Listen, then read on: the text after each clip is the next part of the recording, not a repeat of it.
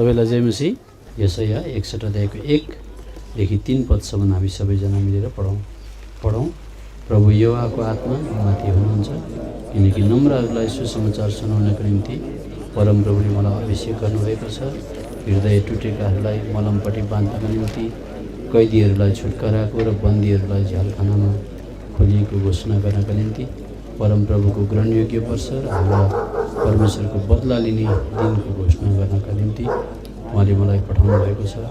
विलाप गर्नेहरूलाई सबैलाई सान्त्वना दिनलाई, सियोनका विलाप गर्नेहरूका निम्ति नियुक्त गर्नलाई, उनीहरूलाई खरानीको सट्टामा सुन्दरता, विलापको सट्टामा आनन्दको तीर, खिन्नताको सट्टामा प्रशंसाको खास्टो दिनलाई, फलस्वरूप उनीहरू धार्मिकताका वृक्षहरू परमप्रभुद्वारा रोपिएकाहरू कहलाइन्, फलस्वरूप उहाँ महिमित हुनुहुनेछ। अहिले हामीले पढेको बाइबलको यशायाको खण्ड आज यो परमेश्वरले यो संसारमा प्रभु यीशु मसीह जन्मिनुभन्दा अगाडि 1500 वर्ष अगाडि भविष्यवाणी गरेर लेखिएको थियो। प्रभु यीशु मसीह मुक्तिदाता, सबै संसारको पापीहरूको तारणकर्ता यो संसारमा आउनुभन्दा अगाडि 1500 वर्ष अगाडि यो यशायाको किताब लेखिएको थियो। अनि यो यशायाको किताबमा अहिले हामीले पढेर गएको खण्डमा चाहिँ के छ भन्दाखेरि चाहिँ सुसमाचार सुनाउनु भन्ने कुरो छ। सुसमाचार संसारको सबै मान्छे जातिलाई सुनाउनु। कसलाई सुसमाचार सुनाउनु भन्दाखेरि हृदय टुटेकाहरूलाई भनेर लेखेको छ। त आज यहाँ जो कोही तपाईँ आउनु भएको छ, तपाईँको हृदय टुटेको छ भनेको बाहिरी देखिँदैन, भित्र मान्छेको हृदय बेचैन भएको छ भने त्यस्ताहरूको लागि यो परमेश्वरको वचनले भन्छ हृदय टुटेकाहरूलाई मलमपट्टि बाँध्नका निम्ति। अब संसारमा हामीले हातखुट्टा टुटेको, शरीरमा चोट लागेकोमा मलमपट्टि गरेको देखेको छौँ, तर हृदय टुटेको मलमपट्टि भने कहीँ पनि पाउँदैनौँ। त परमेश्वरको वचनअनुसार हृदय टुटेको छ भने तपाईँले मलमपट्टि पाउन सक्नुहुन्छ। एक अर्को, कैदीहरूलाई छुटकाराको, धेरै प्रकारको कैदी हुन्छ।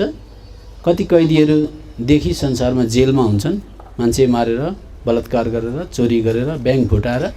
तर कति कैदीहरू देखिँदैनन्, पापको कैदी हुन्छन्, मतवालापनको कैदी हुन्छन्, रिसको कैदी हुन्छन्, जाँड रक्सीको कैदी हुन्छन्, ड्रग्स खाएर, मादक पदार्थ खाएर त्यस्तो कुराको कैदी भएका हुन्छन्। धेरै प्रकारको कैदी, कोही तास जुवाको कैदी भएको हुन्छ। अनि त्यस्ताहरूलाई पनि छुटकारा चाहियो भनेदेखि यो परमेश्वरको वचनले छुटकारा दिने घोषणा गर्दैछ।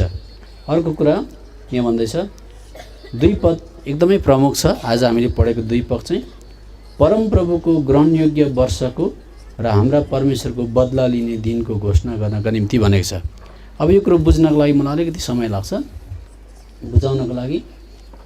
जो कोहीले यो परमेश्वरकोमा आएर मेरो हृदय टुटेको छ, म बन्धनमा छु, म पापमा छु, मलाई सुसमाचार सुनाइएको छ कि प्रभु यीशु मसीह मेरो त्यो बन्धनदेखि, त्यो कैददेखि, त्यो झ्यालखानादेखि छुटाउनको लागि क्रुसमा मर्नु भएको रहेछ, रगत बगाउनु भएको रहेछ, संसारको मुक्तिदाता हुनुहुँदो रहेछ भनेर जस कसैले विश्वास गर्छ त्यो बन्धनदेखि आजाद हुन्छ। तर जस कसैले मुक्तिदाता प्रभु यीशु मसीहलाई पापदेखि छुटकारा पाउनको लागि ग्रहण गर्दैन, माफी माग्दैन, बाइबलले बताउँछ त्यो मान्छेको चाहिँ मृत्यु पश्चात न्याय हुन्छ। हामी बाइबल पढ्नलाई थाहा छ यो कुरा। हिब्रूको किताब 9 अध्यायको 27 पदमा एकपल्ट मान्छे मर्छ, मरिसकेपछि न्याय हुन्छ भनेर लेखिएको पाउँछ। पढ्नुहोस् कसैले हिब्रूको किताब 9 अध्यायको 27 पद। जसरी मानिसहरूका निम्ति एकपल्ट मरण त्यसपछि चाहिँ न्याय नियुक्त गरिएको छ। अब यो अचम्मको कुरा, मान्छे मरेर न्याय हुन्छ भनेर आज मान्छेले सोचेको पनि हुँदैन। खायो, पियो, मोजमजा गर्यो, बस्यो, आफ्नै धर्म कर्म गर्यो, आफ्नै आस्थामा भरोसा राख्यो इत्यादि। त्यसो गर्दै गर्दै गर्दै गर्दै मान्छे एक दिन मर्छ। तर बाइबलले भन्छ त्यतिमै सबै कुराको अन्त हुँदैन, मान्छे जातिको मृत्यु पश्चात मृत्यु हुन्छ। यहाँ त परमेश्वरको वचनले बताउँदैछ कि मान्छे जाति पापी हुन्छ अनि पापको कारणले गर्दा मरेपछि उसको न्याय हुन्छ, बाइबलले बताउँछ। अनि न्याय कसले गर्छ त भन्दा बाइबलमा हामी चाल पाउँछौँ यो परमेश्वर जसले सान्त्वना दिन चाहनुहुन्छ, जसले छुटकारा दिन चाहनुहुन्छ, जसले जेलबाट निकाल्न चाहनुहुन्छ, पापको बन्धनबाट निकाल्न चाहनुहुन्छ, छुटकारा गरिदिन सक्नुहुन्छ। त्यो छुटकारा चाहिँ प्रभु यीशु मसीहले संसारको सबै पापीको लागि एफिसीको पत्री 1 अध्यायको 7 पद अनुसार यीशु मसीहको रगतमा विश्वास गर्दा चाहिँ जन्मकै पाप हरेक प्रकारको तास जुवाको लतदेखि, मादक पदार्थको लतदेखि, व्यभिचारको लतदेखि, कुलतको लतदेखि, रिसको लतदेखि, हरेक प्रकारको पाप र अधर्मको बन्धन जसले मान्छे जातिलाई खिचेर नरकमा लान्छ त्यसदेखि छुटकारा गर्न सक्ने सामर्थ्य प्रभु यीशु मसीहको रगतमा छ भनेर हामी एफिसीको पत्र 1:7 पाउँछौँ। पढ्नुहोस् त। उहाँमा अर्थात् प्रभु यीशु मसीहमा हामीले स्वर्गीय अनुग्रहको धन अनुसार प्रभु यीशु मसीहको रगतद्वारा छुटकारा। हेर्नुहोस्, त्यसले गर्दा यहाँ जो कोही नयाँ हुनुहुन्छ तपाईँले एउटा कुरा बुझिराख्नुहोस्, तपाईँ कुनै पनि बन्धनमा हुनुहुन्छ जसले गर्दा तपाईँलाई शान्ति छैन, तपाईँले छुटकारा चाहनुहुन्छ, तपाईँ र म जुनसुकै पापको बन्धनमा किन नहौँ, तर त्यो बन्धनमा छौँ भनेदेखि त्यो बन्धनदेखि छुटकारा गर्न सक्ने ताकतिलो सामर्थ्य चिज चाहिँ सृष्टिकर्ता परमेश्वरले प्रभु यीशु मसीहको रगत बगाउनु भयो पृथ्वी तलमा। अनि त्यो रगतमा विश्वास गर्दा चाहिँ उसले छुटकारा पाउँछ। मैले पनि छुटकारा पाएँ अनि तपाईँले पनि पाउन सक्नुहुन्छ। तपाईँ एउटा शान्तिको छोरो, शान्तिको छोरी, एकदम खुसीको छोरा छोरी बन्न सक्नुहुन्छ। अनि यो संसारमा पनि आशा हुन्छ अनि मृत्यु पश्चात पनि तपाईँले आशा पाउन सक्नुहुन्छ यो कुरा। तर कुरा चाहिँ के छ भनेदेखि चाहिँ त्यो प्रभुले तपाईँलाई मलाई क्षमा दिएर छुटकारा दिएर हामीलाई परमेश्वरले क्षमा छुटकारा दिन चाहनुभएको छ। त्यो क्षमा र छुटकारा हामीले प्राप्त गर्न चाहेनौँ, जीवनकालमै प्रभु यीशु मसीहकोमा आएर माफी माग्न चाहेनौँ, पापको क्षमा माग्न चाहेनौँ भनेदेखि चाहिँ बाइबलले बताउँछ त्यो ग्रहण गर्ने, माफी माग्ने, मलाई क्षमा गरिदेऊ भन्ने, बन्धनदेखि छुटकारा भई माग्ने समय म्याद चाहिँ कति छ भन्दा ग्रहण योग्य वर्ष भनेर लेखेको छ। सबजनाले मेरो पछाडि भन्नुहोस्, ग्रहण योग्य वर्ष। वर्ष भनेको 365 दिन हो। तर ग्रहण योग्य वर्ष भन्ने बित्तिकै चाहिँ त्यस पछाडि लेखिएको छ बदला लिने दिन भनेको चाहिँ 1 दिन मात्रै भनेको। त 1 वर्ष भनेको चाहिँ लामो म्याज भनेको चाहिँ परमेश्वर चाहिँ अनुग्रहकारी हुनुहुन्छ, पर्खेर बस्नुहुन्छ। संसारको मान्छेले माफी माग्छन्, प्रभु यीशु मसीहको रगतमा माफी माग्नका लागि आउँछन्, बन्धनदेखि छुटकारा पाउन आउँछन् भनेर प्रभु परमेश्वरले पर्खेको चाहिँ 3019 वर्ष भयो। भन्नु मतलब चाहिँ त्यो ग्रहण गर्ने, माफी माग्ने समय चाहिँ वर्ष दिएको छ। वर्ष भनेको लामो अन्तराल, बुझ्नुहुँदैछ कुरा। त्यो म्याच चाहिँ प्रभुले 3019 वर्ष भयो, म्याच बढाउँदै बढाउँदै बढाउँदै लगेको। तर बदला लिनु पऱ्यो भने चाहिँ एकै छाक भने जस्तै 1 दिन मात्रै राखेको छ। कुरा बुझ्नुहुँदैछ? त्यस्तो गहिरो कुरा पो छ त्यो बाइबलमा। त फेरि पढ्दैछु 2 पद। परमप्रभुको ग्रहणयोग्य वर्षको र हाम्रा परमेश्वरको बदला लिने दिनको घोषणा गर्नका निम्ति उहाँले मलाई पठाउनु भएको छ र विलाप गर्नेहरूलाई सबैलाई सान्त्वना दिनलाई। विलाप जोसुकै गर्न माग्छ, प्रभु मैले पाप गरेछु, मेरो जिन्दगी छोटो छ, मलाई माफ गरिदिनुहोस् भनेर जस कसैले भन्छ भनेदेखि चाहिँ विलाप गर्नेहरूलाई चाहिँ उहाँले के दिने? सान्त्वना दिने। अनि अर्को कुरा लेखेको छ उनीहरूलाई खरानीको सट्टामा, सबजना भन्नुहोस् त, खरानीको सट्टा भनेको चाहिँ जिन्दगी चाहिँ झन्डै खरानी ताल पुगिसकेको, तल धुलोमा पुगिसकेको, अब केही आशा छैन, सबै सक्यो, म त खरानी ताल भएँ।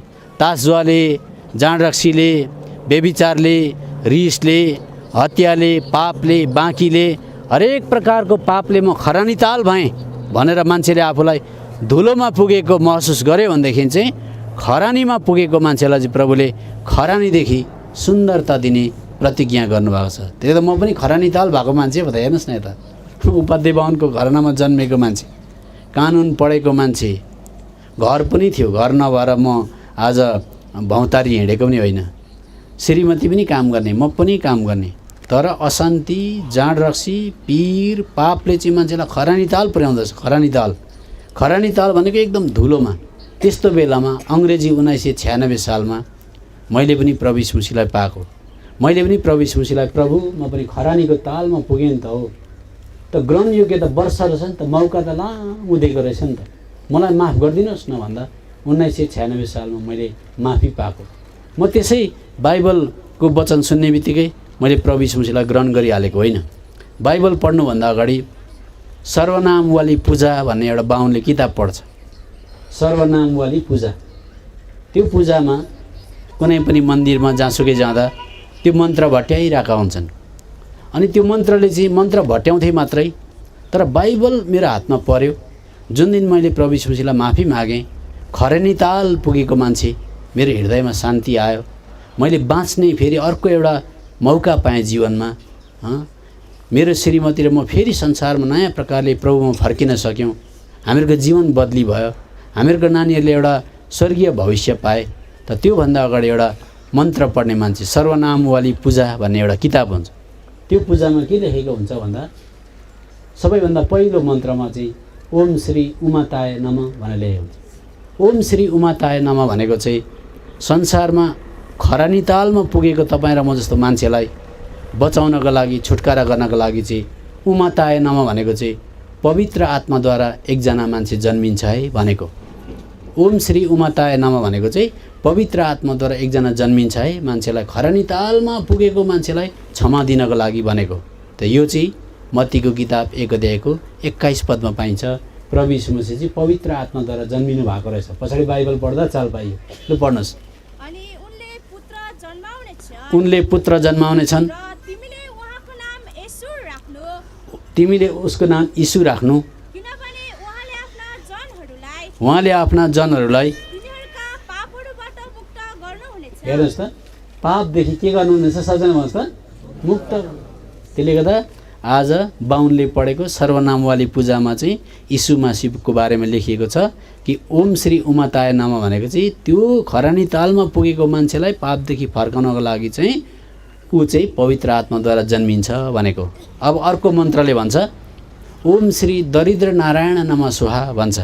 दरिद्र नारायण नमः स्वाहा भनेको चाहिँ यो आकाश र पृथ्वीको जुन घाम तारा बनाउने परमेश्वर तिमीलाई खरानी ताल भएको देखेर, पापमा तल झरेको देखेर चाहिँ ऊ चाहिँ संसारको सबैभन्दा धनी भएर पनि, स्वर्ग र पृथ्वीको मालिक भनेको कति धनी हो लु भन्नुहोस्, त्यहाँभन्दा धनी को हुन्छ हो? त्यस्तो धनी परमेश्वर चाहिँ तिम्रा लागि गरिब भएर आउनुहुन्छ भनेको। अनि प्रभु यीशु मसीह चाहिँ साँच्चै नै संसारमा गाईको गोठतिर, भेडाको गोठतिर जन्म लिनुभयो, चरनीमा जन्म लिनुभयो। अनि बाइबलले बताउँछ दोस्रो कोरिन्थीको किताब 9 अध्यायको 8 हो कि 8को 9 पदमा प्रभु यीशु मसीह स्वर्गको परमेश्वर भएर पनि तपाईँ र मलाई स्वर्गीय आशिषले धनी बनाउनको लागि धनी भएर पनि गरिब हुनुभयो भनेर लेखेको छ कि छैन? जोडले पढ्नुहोस्। किनकि तिमीहरू हाम्रा प्रभु यीशु ख्रीष्टको अनुग्रह जान्दछौ, उहाँको गरिबीद्वारा तिमीहरू धनवान हौ भनेर, उहाँ धनवान भएर पनि देख्नुभयो। तपाईँले याद गर्नुभएको छ सूर्य चन्द्रमालाई बनाउने, पृथ्वीलाई सृष्टि गर्ने परमेश्वर मान्छे जातिको पापलाई देखेर चाहिँ गाईको गोठमा, भेडाको गोठमा, चरनीमा आएर प्रभु यीशु मसीह गाईको गुणमा आज बास लिनुभयो। प्रभु यीशु मसीहले तपाईँ र मलाई संसारको कुनै मान्छेले पनि कम्प्लेन गर्न नपाओस्, ए यीशु मसीह त मभन्दा धनी रहेछ नि संसारमा भन्न नपाओस् भनेर चाहिँ तल्लो श्रेणीमा झरिदिनु भयो। त्यस्तो प्रकारले प्रभु आउनुभयो। त हामी विश्वासीले पनि सुसमाचार सुनिबस्नुपर्छ। विश्वासीले सुसमाचार सुन्यो भने हामीलाई ताजगी भइबस्छ। अब प्रभु यीशु मसीहले तेस्रो कुरा के गर्नुभयो? गरिब भएर आउनुभयो, पवित्र आत्माबाट जन्म लिएर आउनुभयो। अनि बाइबलले बताउँछ प्रभु यीशु मसीहले आज के गर्नुभयो? क्रुसमा जानुभयो। किन क्रुसमा जानुभयो? कसरी जानुभयो? त्यो मन्त्रले भन्छ ओम श्री पञ्चघायम नमः भन्छ।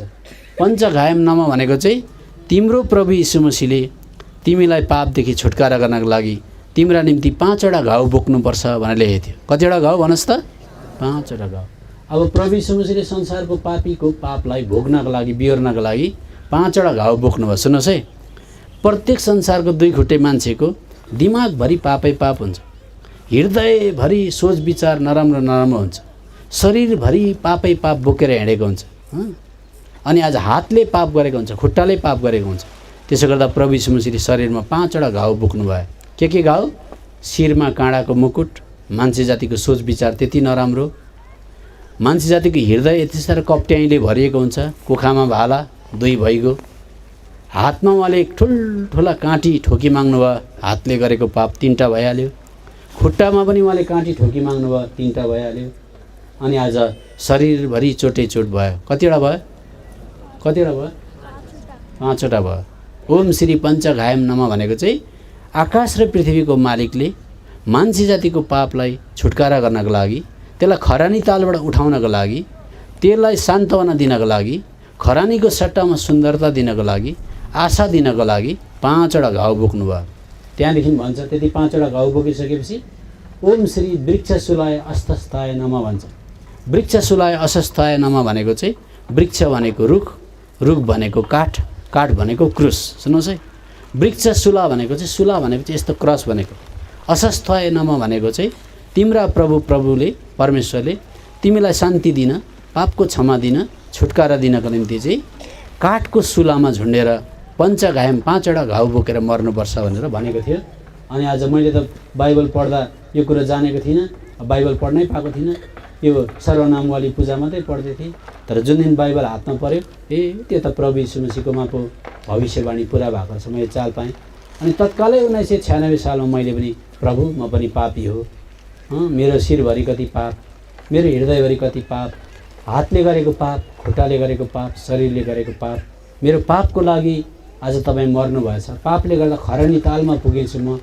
जाँड रक्सीले घर उजाड भएको उपाध्याय बाहुनको छोरा हो, वेद पढ्ने चण्डी पढ्ने मान्छे, रक्सी नखाइ हुँदैन आउने। किन अशान्ति भएपछि त मान्छेले त धोक्दो रहेछ, त्यो त धोकेरै छाड्दो रहेछ रक्सी त। पिर भएपछि त जाँदो रहेछ त्यो खानु।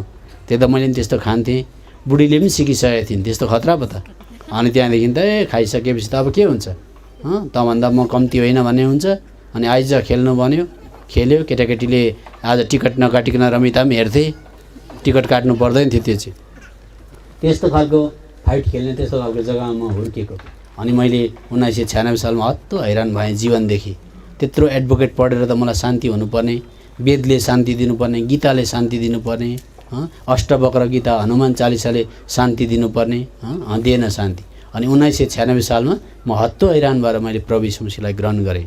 अब अर्को मन्त्रले भन्छ पञ्चघायम नमः स्वाहा भयो, वृक्ष सुला अस्वस्थाय नमः भयो। अब भन्छ सन्य विधिष्ठाय नमः स्वाहा भन्छ।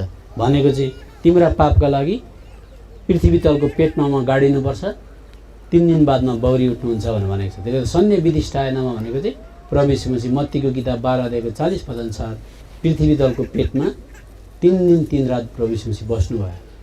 अनि अघि मैले भनेको क्रुसमा मर्नुभयो भन्ने कुरा चाहिँ पहिला पत्रसको किताब 2 अध्यायको 24 पदमा छ। कसैले पढ्नुहोस् त दिदीबहिनीहरूको पालो। हाम्रा पापहरूका निम्ति मरेर धार्मिकताका निम्ति बाँचौँ भनेर उहाँले आफैले आफ्नो शरीरमा बोक्नुभयो। देख्नुभयो कस्तो राम्रो कुरा रहेछ नि त है।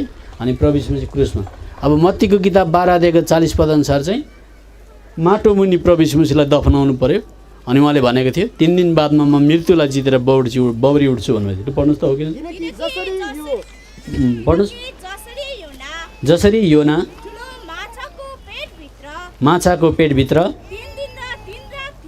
3 दिन र 3 रात थिए,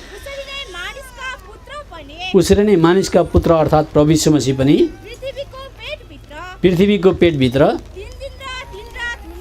हुनेछन्। प्रभु यीशु मसीह तपाईँ र मेरो पापका लागि मारिनु भयो, गाडिनु भयो। अनि 3 दिन 3 रात पछाडि उहाँ के गर्नुभयो, बौरी उठ्नुभयो। अब के भन्छ, अर्को मन्त्र आउँछ सुन्नुहोस् है। ओम श्री दत्तसिनाय नमः भन्छ। दत्तसिनाय नमः भनेको चाहिँ मर्नुभन्दा अगाडि उहाँले इच्छा प्रकट गरेको थियो। क्रुसमा मर्नुभन्दा अगाडि प्रभु यीशु मसीहले संसारको मान्छेलाई इच्छा प्रकट गरेको थियो। इच्छा चाहिँ के प्रकट गरेको थियो भनेदेखि चाहिँ म मर्छु, अनि मेरो सम्झनामा जहिल्यै पनि सम्झनामा अङ्गुरको रस राखिन्छ अनि रोटी राखिन्छ। सुन्नुहोस् है, अङ्गुरको रस र रोटी राखिन्छ। अनि मैले तिमीलाई कति धेरै माया गरेँ, मैले तिमीलाई कति धेरै माया गरेँ। त्यो माया अब संसारमा त मान्छेले माया गरेको एउटा रुमाल दिन सक्छ, ज्याकेट दिन सक्छ, केही चिज दिन सक्छ, थोत्रे भएर जान्छ। तर उहाँले चाहिँ एउटा विश्वासीको मध्यमा जहिले एउटा मायाको चिन्ह राख्ने विचार गर्नुभयो। के गर्नुभयो, दत्तसिनाय नमः भनेको चाहिँ तिमीहरूका बिचमा म मेरो शरीर मैले बगाएको रगतको प्रतिरूपमा म अङ्गुरको रस र रोटी भएर बसिदिन्छु। अनि जहिले जहिले तिमीहरू मण्डलीमा भेला हुन्छौ, जहाँ जहाँ जङ्गलतिर पनि भेला हुन्छौ, तिमीहरूले मेरो माया कति धेरै छ भनेर त्यसबाट तिमीले अंश ग्रहण गर्ने गर ल भनेर भनेको छ। त्यसले गर्दा जहिले पनि मेचको अगाडि जब हामी आउँछौँ हामीले याद गर्नुपर्छ, पृथ्वी तलमा प्रभु यीशु मसीहले रुमाल दिएर जानु भएन, ज्याकेट दिएर जानु भएन, रगत त उहाँले बगाइहाल्नु भयो है। तर उहाँले सबैभन्दा मायाको उत्कृष्ट एउटा चिन्ह चाहिँ आज मेजको टेबल राखेर जानुभयो। अनि क्रिस्चियन जब जब त्यो मेजको छेउमा आउँछ अथवा टेबलमा आउँछ त्यति बेला उसले दत्त सिनाएनमा तपाईँले मलाई पृथ्वी तलमा यति धेरै माया गर्नुभयो, यो टेबल चाहिँ तपाईँको मायाको प्रतीक हो। तपाईँले जसरी दुःख भोग्नुभयो म पनि भोग्दैछु, जसरी चुपचाप लाग्नुभयो म पनि चुपचाप लाग्दैछु, घर परिवारमा जहीँ कहीँ मण्डलीमा पनि भनेर सुटुक्क अलिकति भाँचेर अनि अलिकति हामी सिप्प पिउँछौँ त्यस्तो कुरा। अब अर्को कुरा चाहिँ उहाँले इच्छा के गरेर गएको छ भनेदेखि जानुभएको छ भनेदेखि चाहिँ उहाँले अर्को इच्छा चाहिँ दत्त सिनाएनमा भनेको चाहिँ त्यो मेजको टेबल साथसाथै म जहाँ छु तिमीहरू पनि त्यही जग्गामा आइपुगुन् भनेर मैले इच्छा गरेको छु भन्नुभयो। अब प्रभु यीशु मसीहको त्यो मेजबाट हामीले खाएपछि एक दिन हामी मर्छौँ ढिलो छिटो। मरिसकेपछि हामी कहाँ जाने भन्दा उहाँको इच्छा छ यूहन्नाको किताब 17 अध्यायको 24 पदमा म जहाँ छु तिमीहरू पनि त्यहीँ बसेको म इच्छा गर्छु भनेर भन्नुभयो। त्यसले यूहन्नाको किताब 17 अध्यायको 24 पद पढ्नुहोस्। हे पिता तपाईँले मलाई जतिजना दिनुभएको छ तिनीहरू पनि जहाँ म छु मसँगै रहन् भन्ने गर्दछु। देख्नुभयो हामीलाई प्रभुले नि स्वर्गबाट अम्ला भाँची कहिले आउँछ भनेर पर्खिरहनु भएको छ। पृथ्वी तलमा प्रभु यीशु मसीहलाई तपाईँको पृथ्वी तलमा सबैभन्दा राम्रो सम्पत्ति के छ भनेर सोध्यो भनेदेखि तपाईँ र मलाई देखाउनुहुन्छ। अनि कहिले माथि आइपुग्छ भनेर उहाँले संसारको भाषामा चाहिँ अम्ला गन्ती गरेर भाँचेर बसिरहनु भएको छ। त्यसले गर्दा उहाँले त्यसै तपाईँ र मलाई पृथ्वी तलमा नयाँ जन्म दिएको होइन, उहाँले प्राण पोखाएर मात्रै तपाईँ र मलाई जन्माउन सक्नुभयो, रगत पोखाएर मात्रै तपाईँ र मलाई जन्माउन सक्नुभयो। अनि त्यसो गर्दा चाहिँ उहाँले कुनै हालतमा पनि नछोड्ने, कुनै हालतमा पनि माथि पुर्याएरै छाड्ने, उहाँको सँगै राख्ने, उहाँको त्यो भव्य स्वर्गलाई देखाउने उहाँको इच्छा विचार छ। त्यसले गर्दा उहाँले पृथ्वी तलमा अन्तिम इच्छा जाहेर गरेको त्यो नै थियो, पिता म जहाँ छु मैले मेरो रगतले किनेका लोकहरूलाई त्यही जग्गामा आइपुगुन् भनेर मेरो एउटा इच्छा छ भनिराखेर उहाँ जानुभयो। त्यसले गर्दा कति धैर्य धरेर कति साह्रो आज म पर्खेर बसिरहनु भएको छ, यो कुरा हामी याद गर्नुपर्छ। अब अन्तमा चाहिँ त्यो पण्डितले मन्त्र पढ्दा के भन्छ भनेदेखि चाहिँ ओम श्री महादेवाय नमः भन्छ। भन्नु मतलब चाहिँ जुन प्रभु र परमेश्वर संसारमा आएर उमाताए पवित्र आत्माद्वारा जन्म लिएर गरिब भएर 5वटा घाउ बोकेर क्रुसलाई समातेर माटो मुनि गाडिएर मृत्युञ्जय भएर बौरी उठेर दत्त सिनाए भएर स्वर्ग जानुभयो। त्यो चाहिँ मामुली परमेश्वर होइन, त्यो चाहिँ महादेवाय नमः भनेको चाहिँ राजाहरूका राजा र प्रभुहरूका प्रभु भनेको। त्यसले गर्दा हामी गीत गाउँछौँ कि गाउँदैनौँ, गाइहेरौँ त एकखेप। राजाहरूका महाराजा प्रभुहरूका प्रभु, राजाहरूका महाराजा प्रभुहरूका प्रभु, अल्फा ओमेगा सुरु र अन्त तिमी, साराका शरीर सम्मका धनी, आराध्य तिमी सर्व प्राणी भन्दा माथि, आराध्य तिमी सर्व प्राणी भन्दा माथि। त्यस्तो प्रभुलाई 1996 साल अङ्ग्रेजी सालमा मैले पाएँ। अनि बाइबल पढ्दै जाँदा त्यो मैले सबै भट्याउने मन्त्रको अर्थ बाइबलमा लेखिदिएको रहेछ। अनि मेरो निम्ति प्रभु यीशु मसीह झन् प्यारो झन् प्यारो झन् प्यारो हुन थाल्नुभयो। त्यसले गर्दा अहिले हामीले हेऱ्यौँ परमेश्वरले संसारको मान्छेलाई ग्रहण गर्ने चाहिँ लामो म्याज दिएको रहेछ, वर्ष भन्नुभयो। तर बदला लिनु पर्यो मानेन भनेदेखि चाहिँ 1 दिन भनेर भन्नुभयो। त्यसको मतलब 2019 वर्ष भयो उहाँ पर्खेर बसेको, क्रुसमा उहाँ घात भएर पनि संसारको मान्छेलाई हात फैलाएर आओ आओ तिमीहरू बन्धनमा छौ, पापको बन्धनमा छौ, तिमीहरूलाई काहीँ शान्ति छैन, तिमीहरू जेलखानामा छौ, तिमीहरू निराश छौ, तिमीहरूलाई तासजुवाले खतम बनाएको छ, जाँड रक्सीले खतम बनाएको छ, व्यभिचारले खतम बनाएको छ, हरेक प्रकारको पापले खतम बनाएको छ। यो पापमा डुबेकै गऱ्यो भने मैले भोलिपर्सि बदला लिनुपर्छ, किनभने म न्यायकर्ता परमेश्वर हुँ, म पहिला तिमीलाई बचाउन चाहन्छु भनेर मैले भनेको छु। अब मानेन त्यो मान्छे मरिगयो अथवा ग्रहण नगरिकन मर्यो भनेदेखि चाहिँ के हुन्छ भन्दा परमेश्वरले त्यो मान्छेको न्याय गर्नुपर्छ। अघि हामीले दोस्रो खण्ड पढेको छौँ, मान्छे मरेपछि न्याय हुन्छ। अब न्याय गर्दा उहाँले कसको न्याय गर्नुपर्छ भन्दा उत्पत्तिको किताब 18 अध्यायको 25 पदको दोस्रो हिस्सामा लेखेको छ कि सारा पृथ्वीका न्यायकर्ताले उचित न्याय गर्नुहुन र भनेर लेखेको छ। सुन्नुहोस् है, अब सबै संसारको मान्छेले प्रभुलाई ग्रहण गरिहालेन, माफ मागिहालेन भनेदेखि, प्रभुको रगत छातीमा लाउन मानेन भनेदेखि चाहिँ त्यो मान्छेको न्याय हुन्छ। अनि न्याय हुँदाखेरि चाहिँ एक दुईजना मान्छेको पनि होइन, सारा संसारको न्यायकर्ताले उचित न्याय गर्नुहुन र भनेर लेखेको छ। हो के पढ्नुहोस् त दोस्रो खण्ड। हे सारा पृथ्वीका न्यायकर्ताले उचित न्याय गर्नुहुन्न र सारा संसारको न्यायकर्ता। सुन्नुहोस्, मरेको मान्छे पनि बौरी उठ्छ, उसको पनि न्याय हुन्छ, जिउँदो मान्छेको पनि न्याय हुन्छ। प्रेरित 10:42 लेखेको छ, पहिला पत्र 4 अध्यायको 5 पदमा। हामी पल्टाउँदैन, मैले भनेको मात्रै, अहिले मैले भनेको कुरा फेरि मेरो मुखले मात्रै भनेको जस्तो लाग्छ र मैले पद बताएको। प्रेरित 10:42 लेखेको छ, पहिला पत्र 4 अध्यायको 5 पदमा लेखेको छ। अब सुन्नुहोस् ल, सारा संसारको मान्छे मरेको जिउँदो सबैको न्याय गर्नुपर्छ। उहाँले न्याय गर्दा सठिक न्याय हुन्छ। एक अर्को कुरो, संसारमा चाहिँ अस्ति पनि मैले बताउँदै थिएँ, संसारमा चाहिँ मामा काका भतिजा चेपचाप हुनसक्छ। हिजो बेलुका पनि सेवा भयो, त्यति बेला हामीले हेऱ्यौँ आफन्त मान्छेलाई मान्छेले चेप्न सक्छ। त्यसले गर्दा स्वर्गको परमेश्वरमा चाहिँ घुसखोरी पनि चल्दैन। स्वर्गको परमेश्वरले चाहिँ उचित न्याय गर्नुहुन्छ। त्यहाँ कुनै प्रकारको आज पैसा रुपियाँ घुसखोरी गरेर त्यहाँनिर कुनै प्रकारको न्यायलाई बाङ्गोटिङ्गो बनाउन सकिँदैन। यो कुरा दोस्रो इतिहासको किताब 19 अध्यायको 7 पदमा लेखेको छ। पढ्नुहोस्, एकजनाले दाजुभाइले व्यवस्था विवरण किताब 10 अध्यायको 17 पद पढ्नुहोस्, एकजनाले दोस्रो इतिहास 19 अध्यायको 7 पद पढ्नुहोस्। ल, यसै कारण अब तिमीहरूमाथि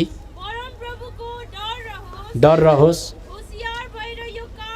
होसियार भएर यो काम गर, परमप्रभु हाम्रा परमेश्वरसित कुनै अन्याय चल्दैन, न त पक्षपात। यस्तो परमेश्वरको न्याय आसन अगाडि मान्छे मरेर पुग्छ। अब त्यो न्याय हुनुभन्दा अगाडि संसारमा प्रभु यीशु मसीहले उसको पापको लागि रगत बगाएर दण्डित भएर पर्खेर बस्नु भएको थियो। माफ माग्छ कि भने माफ मागेन, टेर पुछार लाएन। अब न्याय भयो, अब न्यायको अगाडि पुग्यो। त्यति बेला चाहिँ कुनै घुसखोरी, आज कुनै यता दाहिने देब्रे, आज कालो सेतो त्यहाँ हुँदैन, जस्तो छ त्यस्तै हुन्छ। त्यसले गर्दाखेरि अब त्यो न्याय आसन अगाडि पुग्नुभन्दा अगाडि चाहिँ अब परमेश्वरले मान्छे जातिलाई उम्किने विधि बनाउनु भयो। अघि मैले भने नि, उम्किने विधि चाहिँ के हो भन्दाखेरि उहाँले त न्याय गर्नुपर्छ। न्याय गर्दा मान्छे जाति त पापले भरिएको छ, यति साह्रो ज्यादा पाप, ऊ त उम्किन सक्दैन। अनि आज के हुन्छ, अयुबको किताब 9 अध्यायको 3 पद पढ्नुहोस्। 1000वटा प्रश्न परमेश्वरले सोध्नु भयो भने एउटाको पनि एन्सर दिन सक्दैन भनेर लेखेको छ। त्यो न्यायमा पर्छ मान्छे। पढ्नुहोस् त, त्यसले उहाँसँग विवाद गर्न चाह्यो भने त्यसले उहाँलाई हजारौँमा एउटाको पनि देख्नु भयो। मान्छे जातिको हालत त्यस्तो हुन्छ है, हालत पत्ला भन्छ नि संसारमा, हालत पत्ला। यो चाहिँ संसारमा रुपियाँ पैसा सकिँदा, गाडीले छोड्दा, आफ्नो के लुटपाट हुँदाखेरि चाहिँ हालत पत्ला हुन्छ संसारमा। त्यहाँको हालत पत्ला चाहिँ झन् डेन्जर हो। त्यहाँको हालत पत्ला चाहिँ परमेश्वरको अगाडि उभियो, पापले भरिएको छ। अब न्याय भयो, न्याय हुँदा घुसपेस चल्दैन। अनि त्यो न्याय हुँदा त परमेश्वरले न्याय त अघिबाटै ठहराइसक्नु भएको छ। के भन्नुभएको छ भन्दा पहिला कोरिन्थीको किताब 6 अध्यायको 9 पदमा भनिसकेको छ परमेश्वरले, यस्ता पाप गर्नेहरू स्वर्गको राज्यभित्र पस्दैनन् भनेर न्याय तोकिसक्नु भएको छ। पढ्नुहोस् त, हो कि छ? के यो तिमीहरूलाई थाहा छैन? अधर्मीहरू पापीहरू परमेश्वरको स्वर्गको राज्यको हकला हुने छैनन्। धोका नखाऊ, व्यभिचारीहरू, प्रतिमूर्ति पूजा गर्नेहरू, बिहा नगरिकन केटाकेटी साथमा हुनेहरू, पुरुष बिहा गर्ने प्रचलन भइसकेको छ अहिले। अनि चोरहरू, लोभीहरू, मतवालाहरू, गाली बक्नेहरू, धुताहरू परमेश्वरको राज्यको हकवाला हुने छैन। अब त्यही पाप गरेर उता पाप गरेर त्यही पाप गरेर परमेश्वरको अगाडि पुगेको हुन्छ। अनि परमेश्वरले उसलाई मर्नुभन्दा अगाडि नै त्यो पाप क्षमाको प्रबन्ध गरेको छ नि त। अघि हामीले हेऱ्यौँ नि, क्रुसमा प्रभु आउनुभयो, सबै प्रकारको बलिदान गरिदिनु भयो। उहाँको रगतमा चाहिँ त्यसको छुटकाराको शक्ति थियो, माफी थियो। त्यो माफी उसले ग्रहण गरेन भनेदेखि चाहिँ अब न्यायमा पर्यो। न्यायमा पर्दाखेरि आज के भयो, ऊ त प्रचण्ड दण्डमा जाने भयो। तर जस कसैले यो कुरालाई विश्वास गर्छ, होइन म पापी हो, मलाई पापले लाचार बनाएको छ, झन्डै झन्डै मेरो जिन्दगी खरानी ताल भइसकेको छ, मलाई शान्ति छैन, म तास जुवाको या त जाँड रक्सीको या त व्यभिचारको या त रिसको या त कुनै प्रकारको पाप प्रतिमूर्ति भयो, हरेक प्रकारको पापको म शिकार भइसकेको छु भनेर जस कसैले महसुस गर्छ त्यसलाई दबाईको खाँचो पर्छ। अनि त्यो चाहिँ प्रभु यीशु मसीहमा जिउँदो हुँदैखेरि गइहाल्छ। अनि जिउँदो हुँदैखेरि गइहाल्यो भनेदेखि चाहिँ आज ऊ न्यायमा पर्दैन, ऊ बाँच्छ। त्यसो गर्दाखेरि के हुन्छ भनेदेखि चाहिँ अब कसरी प्रभुले बचाउनुहुन्छ त भन्दाखेरि बाइबलले भनेको छ जस कसैले प्रभु यीशु मसीहलाई विश्वास गरिहाल्छ, प्रभु यीशु मसीह चाहिँ न्यायाधीश सृष्टिकर्ता परमेश्वरको अगाडि एडभोकेट भएर उभिदिनुहुन्छ। सुन्नुहोस् है ध्यान दिएर, एडभोकेट भनेको वकिल भन्नु सबजनाले। अब मैले विश्वास गरेँ, मैले विश्वास गरिसकेपछि मेरो पक्षमा तपाईँले विश्वास गर्नुभयो, तपाईँको पक्षमा प्रभु यीशु मसीह चाहिँ एडभोकेट भएर उभिनुहुन्छ। कसरी एडभोकेट भएर उभिनुहुन्छ भन्दाखेरि चाहिँ हजुर यो अपराधीले पाप गरेकै हो, यसले गरेको पाप यति भयङ्कर यति विघ्न थियो, भजनको किताब 40:12 पद अनुसार शिरको कपालभन्दा ज्यादा थियो। तर यसले गरेको अपराधको सट्टामा म दण्डित भएर मरिदिएँ। त्यसले गर्दा म तपाईँलाई बिन्ती गर्छु उसलाई छोडिदिनुहोस्, किनभने उसको छुटकाराको दाम मैले रगत बगाएँ, उसलाई छोडिदिनुहोस् भन्दाखेरि चाहिँ त्यो धर्मीजनले, त्यो वकिलले वकालत गर्छ भनेर लेखेको छ हाम्रो पक्षमा चाहिँ। यो कुरा अयुबको किताबमा आउँछ। अब अयुबको किताब 23 अध्यायमा, अयुबको किताब 23 अध्याय, अनि हामी शिक्षापट्टि पनि जान्छौँ है त। अयुबको किताब 23 अध्याय, 23 अध्यायको 7 पद म पढ्दैछु। त्यहाँ धर्मीजनले उहाँसँग तर्क गर्छ र म आफ्नो न्यायकर्ताबाट सदाका निम्ति छुटकारा पाउनेछु। त्यहाँ तपाईँले 2-3वटा शब्द भेट्नुहुन्छ। धर्मीजन भनेको यीशु मसीह, उहाँले पाप गरेको थिएन। उहाँसँग तर्क गर्छ भनेको वकिलले मात्रै तर्क गर्छ। आफ्नो न्यायकर्ताबाट भनेको सृष्टिकर्ता परमेश्वरले हाम्रो पनि न्याय गर्नुहुन्छ। सदाका निम्ति छुटकारा पाउनेछु भनेको कसरी छुटकारा पाइस् भन्दा मैले चाहिँ प्रभु यीशु मसीहको रगत बगेको कुरामा विश्वास गरेँ। अनि यीशु मसीहको रगत एफिसीको पत्री 1:7 पद अनुसार मेरो छुटकारा भयो भनेर त्यहाँ भन्न सकिन्छ। अब त्यो एडभोकेटलाई समातिहालेन भने, त्यो वकालत गर्ने एडभोकेटलाई छिटो गएर खुट्टा पक्डिहालेन भनेदेखि चाहिँ आज मान्छे न्यायमा पर्छ। तर एडभोकेट प्रभु यीशु मसीहलाई वकिललाई माफ माग्यो, चाँडै माफ माग्यो भने चाहिँ पिताले के भन्नुहुन्छ न्यायकर्ताले भन्दा अयुबको किताबमा आउनुहोस्, 33 अध्यायमा आउनुहोस्। 33 अध्यायको 24 पदमा अब न्यायकर्ताले भन्नुहुन्छ, म पढ्दैछु। उहाँ त्यसप्रति अनुग्रही बन्नुहुन्छ र भन्नुहुन्छ त्यसलाई तल खाडलमा जानदेखि छुटाऊ, मैले छुटकाराको दाम पाएको छु। देख्नुभयो, सजिलो कुरा छ है बाइबललाई यसो यताउता मिलाएर पढे पनि सजिलो छ। पापी नै भएर मऱ्यो भने 1000वटा प्रश्नको एउटा पनि जवाब दिन सक्दैन, प्रचण्ड दण्डमा जानुपर्छ। पाप त सबैले गरेकै छ, होइन? म प्रभु यीशु मसीहको रगतमा विश्वास गर्छु, छुटकारा मेरो पापबाट छुटकारा हुने रगत उहाँले बगाएको छ भनेर छिटो आयो भने प्रभु यीशु मसीहले नै न्यायकर्ता पिताको अगाडि वकालत गरिदिनुहुन्छ, भन्नुहुन्छ मैले उसको छुटकाराको दाम दिएको छु, मलाई विश्वास गरे भने बित्तिकै अब हामी एउटा नक्सा, यहाँ सुन्दर नक्सा पाउँछौँ। पिताले भन्नुहुन्छ ल म पनि तँलाई अनुग्रह देखाउँछु, तँलाई खाडलमा जान अथवा नरकमा जानदेखि अब तिमी रोकिनुपर्छ, किनभने तिम्रो छुटकाराको दाम मैले प्रभु यीशु मसीह मार्फत पाएँ भनेपछि एउटा मान्छे रमाई व्यभिचारी मान्छे थियो, संसारमा चोर थियो, हत्यारा थियो, व्यभिचारी थियो, हरेक प्रकारको पापले दबिएको थियो। स्वर्गको सुन्दर सडकमा कहिले नमर्ने राज्यमा रमाई हिँड्न सक्छ। त्यो चाहिँ प्रभु यीशु मसीहले राखिदिएको प्रावधान हो। त जतिजनाले हामीले प्रभु यीशु मसीहलाई त्यसरी विश्वास गरेका छौँ हामी धन्यको भएका छौँ। तर त्यतिले मात्रै हुँदैन। यो बाइबल हातमा समाइसकेपछि बाइबलले भन्छ, अघि हामीले यशाया किताबमा पल्टाएको छौँ, आउनुहोस् यहाँनिर यशायाको किताब, अलिक घरिघरि डिस्टर्ब हुँदैछ है माइक। यशाया किताब 61 अध्यायको 3 पदमा पढ्दैछु।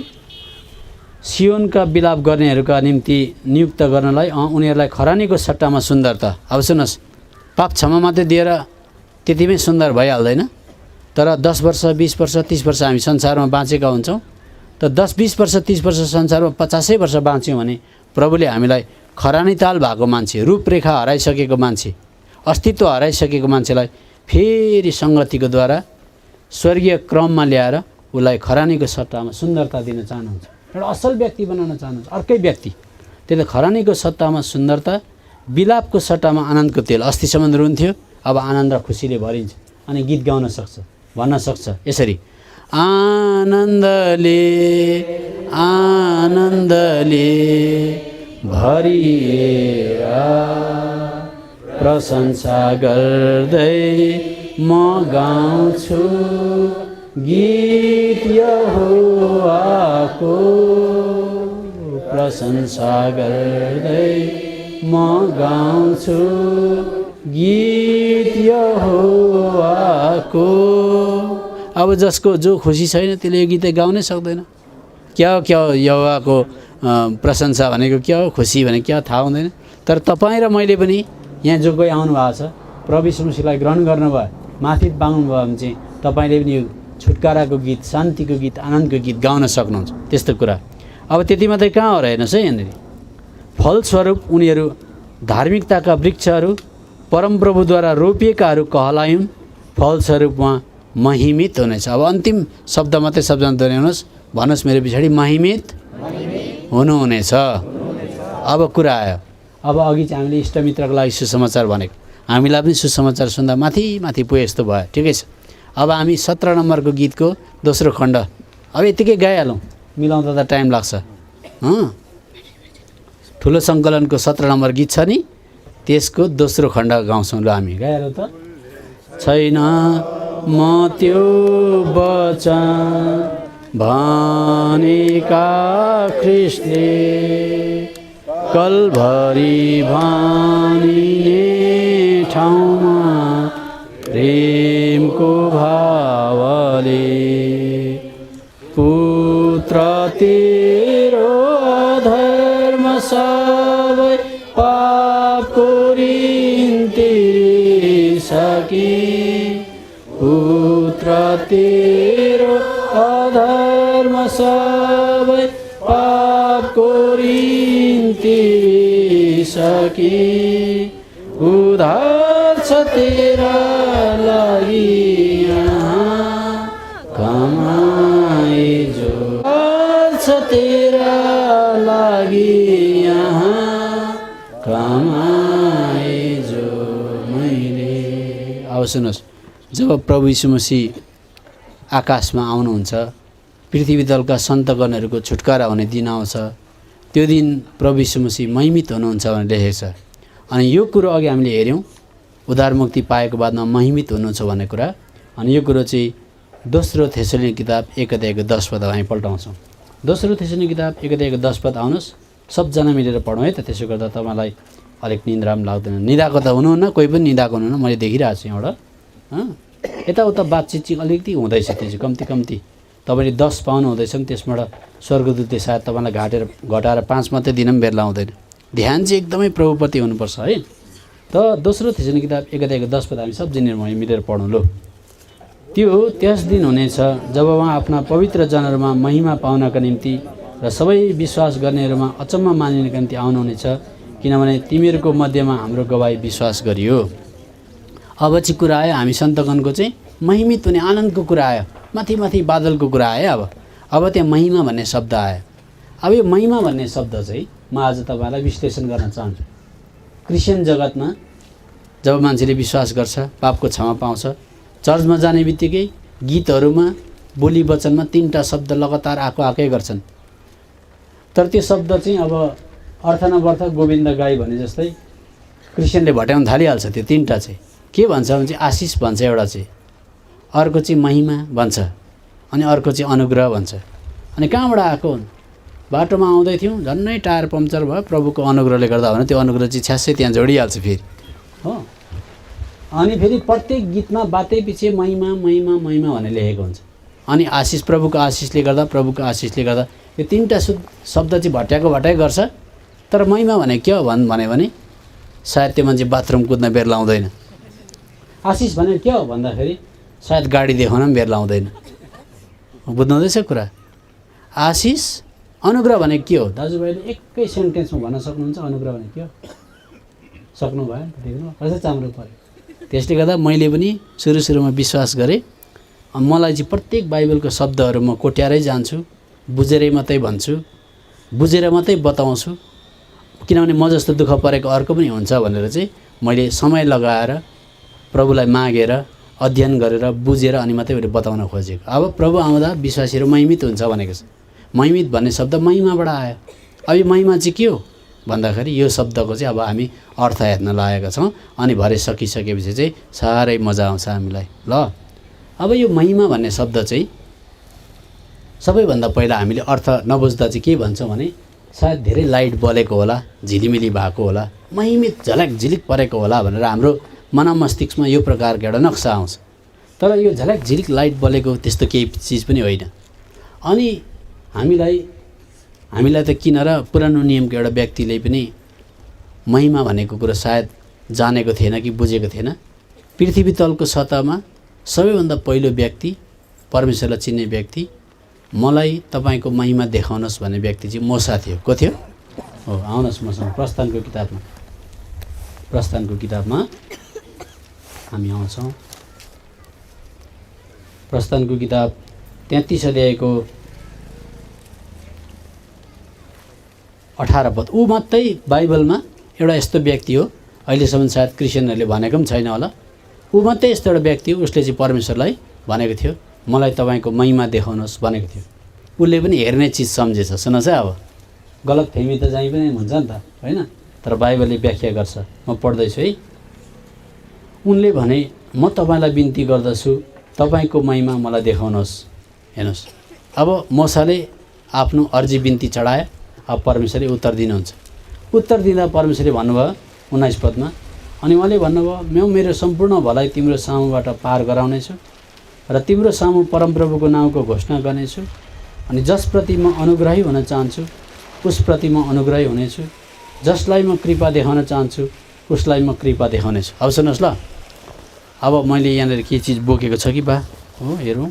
ए रहेछ, तपाईँले भन्नुभयो अरे दाजु तिमोथी, भाइ तिमोथी, इन्डियाको 5 रुपियाँ देखाउनुहोस् भन्ने बित्तिकै मैले यसो देखाउँछु कि देखाउँदिनँ?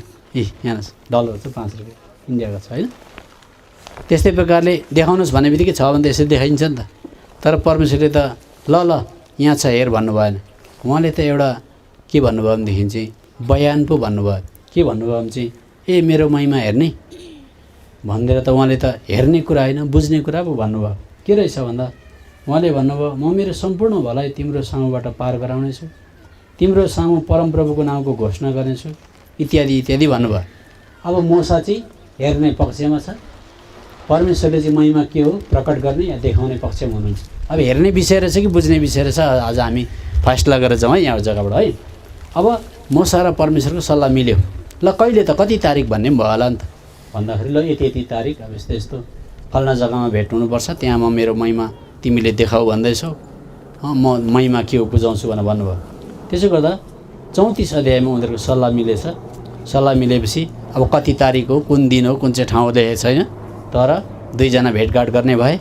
परमेश्वरले महिमा देखाउने हो कि बा सुनाउने हो, मोसा चाहिँ हेर्नको लागि लालायत भएर आयो। अब 34 अध्यायको 5 पदमा अब उनीहरूले एउटा जग्गा नियुक्त गरेको थियो। अनि प्रभु आउनुभयो। अब मोसालाई चाहिँ कहाँ राखेको छ भन्दा एउटा चट्टानको धाँधोमा लुकाएर राखेको छ। अनि चट्टानको धाँधोले प्रभु यीशु मसीहलाई बताउँछ, सुन्नुहोस् है, चट्टानको धाँधोमा लुकाएर राख्छु भनेको थियो, तैँले मेरो अगाडिपट्टिको अनुहार चाहिँ हेर्न सक्दैनस् पनि भन्नुभयो, तँलामा हातले यसो छेकेर राख्छु पनि भन्नुभयो भन्न चाहिँ हेर्ने कुरै जस्तो छ। तर भरे जब परमेश्वर चाहिँ आउनुभयो, मोसा हेर्नको लागि एकदम लालायत छ, चट्टानको धाँधामा राखिएको छ। परमेश्वरले त केही दृश्य देखाउनुहुन्छ कि उहाँको रूप देखाउनुहुन्छ कि भनेको त एउटा बयान पो पास गर्दै गर्दै गर्दै गर्दै जानुभयो। अब मानिन तपाईँहरूमा 4-5 जना यहाँबाट रेल आउँछ भनेर हेरिरहेको छौँ अरे, तर रेल नआएर त एउटा क्यासेट पो बज्दै बज्दै बज्दै बज्दै गयो भने त छक्क परिन्छ कि परिँदैन? त्यस्तै भयो। ल हो कि हेर्नु छ 5 पद। तब परमप्रभु बादलमा ओर्लनु भयो र त्यहाँ उनीसित उभिनु भयो अनि परमप्रभुको नामको घोषणा गर्नुभयो। परमप्रभु उनको सामुबाट भएर जानुभयो, यसो भन्दै घोषणा गर्नुभयो, परमप्रभु परमप्रभु परमेश्वर दयालु अनुग्रहकारी, रिसाउनमा ढिलो अनि करुणा र सत्यताले भरपुर, हजारौँलाई कृपा देखाइरहनु हुने, अधर्म अपराध र पाप क्षमा गर्नुहुने र दोषीलाई कुनै रीतिले निर्दोष नठहराउनु हुने भनेर भन्नुभयो। अब सुन्नुहोस् त, अब यता हेर्ने भन्दा पनि बुझ्ने कुरा पो ज्यादा रहेछ। ल त्यो त महिमा त के रहेछ भनेको त पहिलो कुरा चाहिँ के रहेछ भनेदेखि चाहिँ सुन्नुहोस्, अनुग्रहकारी भन्न सबजनाले, दयालु, रिसाउनमा ढिलो भनेको 4 थप्पड दिइसक्दा पनि नरिसाउने भनेको। 4 खेप लबटा हिर्काइसक्यो रिसाउँदै के भएको यो त्यस्तो भनेको। कान चुडेर भुइँमा झर्न आँटिसक्यो रिसाउँदैन भनेको, त्यस्तो साह्रो ढिलो हो। फेरि करुणा र सत्यताले भरपुर, हजारौँलाई कृपा देखाइरहनु हुने भन्नुहोस्। अनि अधर्म अपराध र पाप क्षमा गर्नुहुने भन्नुहोस्। तर दोषीलाई कुनै रीतिले निर्दोष नठहराउनु हुने। अब के रहेछ भने त मैले बाइबल पढ्दै जाँदा त यो त परमेश्वरको त चरित्र पो रहेछ। के रहेछ भन्नुहोस्, महिमा भनेको चाहिँ परमेश्वरको चरित्र रहेछ। अब यो चरित्र परमेश्वरको थियो अनि परमेश्वरले आदम र हवालाई जब बनाउँदाखेरि चाहिँ यो महिमा हाल्न चाहनु भएको थियो, यो चरित्र हाल्न चाहनु भएको थियो। तर मान्छे जाति पाप गरेपछि चाहिँ परमेश्वरको स्वरूपमा बनिएको परमेश्वरको चरित्रले भरिनुपर्ने मान्छे चाहिँ चरित्रहीन भयो। अब सुन्नुहोस् ल, एउटा नमुना बताउँछ अनि बुझिन्छ। यता तपाईँहरूको नेपालमा पनि पोस्टर टाङ्छन् नि, भित्तामा पोस्टर, नेताहरूको पोस्टर टाङ्छन् नि, इन्डियामा पनि पोस्टर भएको टाङ्छन्।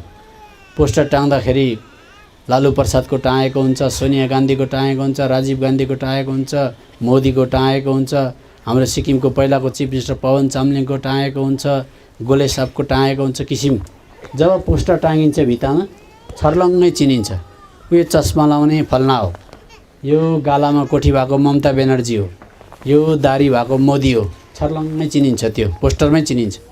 तर 2 महिना बादमा, धेरै पनि लाग्दैन, 2 महिना बादमा जाँदाखेरि त पोस्टर त च्यातिसकेको हुन्छ। अनि केले चाहिँ हामी ठिम्याउन सक्छौँ भन्दा कसैको कोठी भेटिन्छ। सुन्नुहोस् है, कोठी मात्रै हुन्छ, आँखा र चस्मा उडाएर टाउकोसँग कहाँ लग्यो कोठी भेट्यो, ए यो चाहिँ पहिलाको चामलिङ साहब रहेछ भने चिन्नु पऱ्यो। फेरि अलिकति दारी मात्रै भएको को रहेछ, मोदी भन्नुहोस् न, मोदी मात्रै रहेछ। एउटाको फेरि चस्मा मात्रै रहेछ, त्यसबाट चिन्नु। त्यसो गर्दाखेरि हामी चाहिँ के पाउँछौँ भनेदेखि चाहिँ त्यो पहिला जुन चाहिँ पोस्टर थियो पुरापुरी नक्सा थियो, सर्लङ्गै जस्तो मान्छे थियो त्यस्तै चिनिन्थ्यो। तर पछाडि च्यातिसकेपछि के भयो, अलिअलि मात्रै अंश रह्यो, त्यसबाट ठिम्याउनु पऱ्यो। मान्छे जाति पनि पहिला परमेश्वरको स्वरूपमा सकलमा बनाएको त मान्छे जाति पनि बाइबलले भन्छ सबैले पाप गरे महिमा रहित भए भनेपछि कसैको चस्मा मात्रै छ। सुन्नुहोस् कसरी चाल पाइन्छ, 2 खुट्टे मान्छे बाहिर हिँड्दै गरेको मान्छेकोमा पनि परमेश्वरको चरित्र हुन्छ, व्यभिचारी मान्छेकोमा पनि परमेश्वरको चरित्र हुन्छ, अनि हत्यारा मान्छेको पनि परमेश्वरको चरित्र हुन्छ। अलिअलि दया हुन्छ कि हुँदैन संसारको मान्छेको भन्नुहोस् सबैजना? अलिअलि माया हुन्छ कि हुँदैन? अलिकति कृपालु हुन्छ कि हुँदैन संसारको मान्छे? तर पुरापुरी हुँदैन, अलिकति ज्यादा घोच्यो भने रिसाइहाल्छ। त्यसले गर्दा के भयो भने चाहिँ त्यो आँखाबाट नाकबाट मुखबाट ठिम्याउनु पऱ्यो। त परमेश्वरको सकलमा बनेको मान्छे, चरित्रमा बनेको, स्वरूपमा बनेको, चरित्रहीन महिमा रहित भयो भनेर रोमीको किताब 3 अध्यायको 23 पदमा हामी पाउँछौँ। भने बिस्तारै बुझ्दैछौँ महिमा भने के। सुन्नुहोस् है, रोमी 3:23 पढ्नुहोस्। किनकि सबैले पाप गरेका छन् र परमेश्वरको महिमा रहित हुन गएका छन्। अनि एकजना अवश्य राम्रोसँग सुन्नुहोस्, परमेश्वरको अलिअलि गुण छ भन्दैमा पापको क्षमा पाएको होइन। उसकोमा त अलिकति पो छ त, 1 पावा छ त, 3 पावा त पाप गरिसक्यो नि त उसले, बुझ्नु हुँदैछ? त्यो पापको क्षमा पाएको छैन नि त। त्यसले गर्दा अलिअलि गुण छ संसारको सबै मान्छेकोमा। अनि एकजना प्रभुको दास जोना राइस भन्नेले यसो भन्थ्यो अरे, जोना राइस सुन्नुहोस् है, हामी पो अहिले हामीले बाइबलको कुरा बुझेको छैन राम्रोसँगले, हामी कलिलै छौँ, बच्चै छौँ। म त भन्छु जोना राइस भन्ने मान्छेले चर्चमा प्रचार गर्दै थियो अरे, चर्चभित्र वचन दिँदै थियो। अनि चर्चको छेउबाट एउटा मातेको मान्छे जाँदै रहेछ अरे, घरि भित्ता घरि छेउ हुँदै मुख छाड्दै जाँदो रहेछ अरे चर्चकै छेउबाट। अब चर्चकै छेउबाट जाँदा त सब चर्चका मान्छेले सुने नि त मुख छाडेको। अनि त्यहाँ विश्वासीले चाहिँ देखाएर भने अरे भने अरे। अनि अब भन्नु मतलब चाहिँ के भएको होला, त्यो मान्छे खत्तम भनेको नि त, मुखले नभने चर्चभित्र त जोडले बोल्नु भएको छैन, अनि मुख पनि छाड्दै गयो। तर जोना राइसले भने अरे there go I but for the grace of God भने अरे। भन्नु मतलब चाहिँ अङ्ग्रेजीमा चाहिँ के भन्दैछ, there go I but for the grace of God भनेको चाहिँ त्यो जाने मान्छे चाहिँ मै हुँ खास चाहिँ। तर खाली अनुग्रह भएर मात्रै यहाँ छु भन्यो। उसले चाहिँ बुझे त उसले त्यहाँबाट वचन दिँदा यसो भन्यो अरे, त्यसले गर्दा बाटोमा कुनै मान्छे मातेर लडेको छ, मुख छाड्दै हिँड्दैछ भने कहिल्यै पनि त्यो मान्छेको बारेमा केही नभन्नु। हामी क्रिस्चियनले कहिले के भन्नु, मुख छाड्दै हिँड्दैछ, तथानाम गर्दै हिँड्दैछ भने केही नभन्नु। किन भनेर सोध्यो अरे जर्नलिस्टलाई। किनभने त्यो नालीमा त्यसले अनुहार घुप्टो पारेर गुमै डुबाएको छ भने त्यसको अनुहार फर्काएर हेर, परमेश्वरसँग मिल्छ भनेर। याकुबको किताब 3:9 पढ्नुहोस्। त्यसले गर्दा कुनै मान्छे जस्तै पापमा गिरेको होस्, जस्तै लडेको होस्, जस्तै खतरा होस्, हामीले औँलो ठड्याएर उसलाई कहिले केही भन्नु हुँदैन। बिचरा उसले अनुग्रह नपाएको कारणले त त्यस्तो भएको। हामी र तपाईँ पनि खास चर्चमा आउँदा मात्रै अलिकति हामी बोल्न जानेको, प्रभुको नाउँ लिन जानेको। तपाईँ र म अलिकति पनि कम होइन, त्यही नालीमै सुत्ने खालकै मान्छे हो। म त्यस्तो हो। त्यसले गर्दा त्यो मान्छेको अनुहार फर्काएर हिँड्यो भनेदेखि चाहिँ परमेश्वरको सकलसँग मिल्छ। त्यसले गर्दा हामीले उसलाई सराप्नु हुँदैन, गाली गर्नु हुँदैन, निन्दा गर्नु हुँदैन, कुनै पनि कुवचन उसको विरुद्धमा निकाल्नु हुँदैन। हो के हुन्छ पढ्नुहोस् त। हामी परमेश्वर र पिताको स्तुति यसैले गर्छौँ, परमेश्वर र पिताको स्तुति यसैले गर्दछौँ, अनि यसैले हामी परमेश्वरको स्वरूपमा बनिएका मानिसहरूलाई श्राप दिन्छौँ। देख्नु, श्राप दिनु भनेको गाली गर्नु, अलिक ठट्टा उडाउनु, औँलाले भन्नु, अलिकति होच्याउनु, कहिल्यै यो पनि एउटा नराम्रो बानी हो। सुन्नुहोस्, कहिल्यै विश्वासी भएर जस्तै मातेर भँडुवा भएर हिँडेको संसारको भ्रष्टाचारी मान्छे किन होस्, कहिल्यै तपाईँले औँलो ठड्याएर यस्तो नराम्रो रहेछ भन्नु हुँदैन।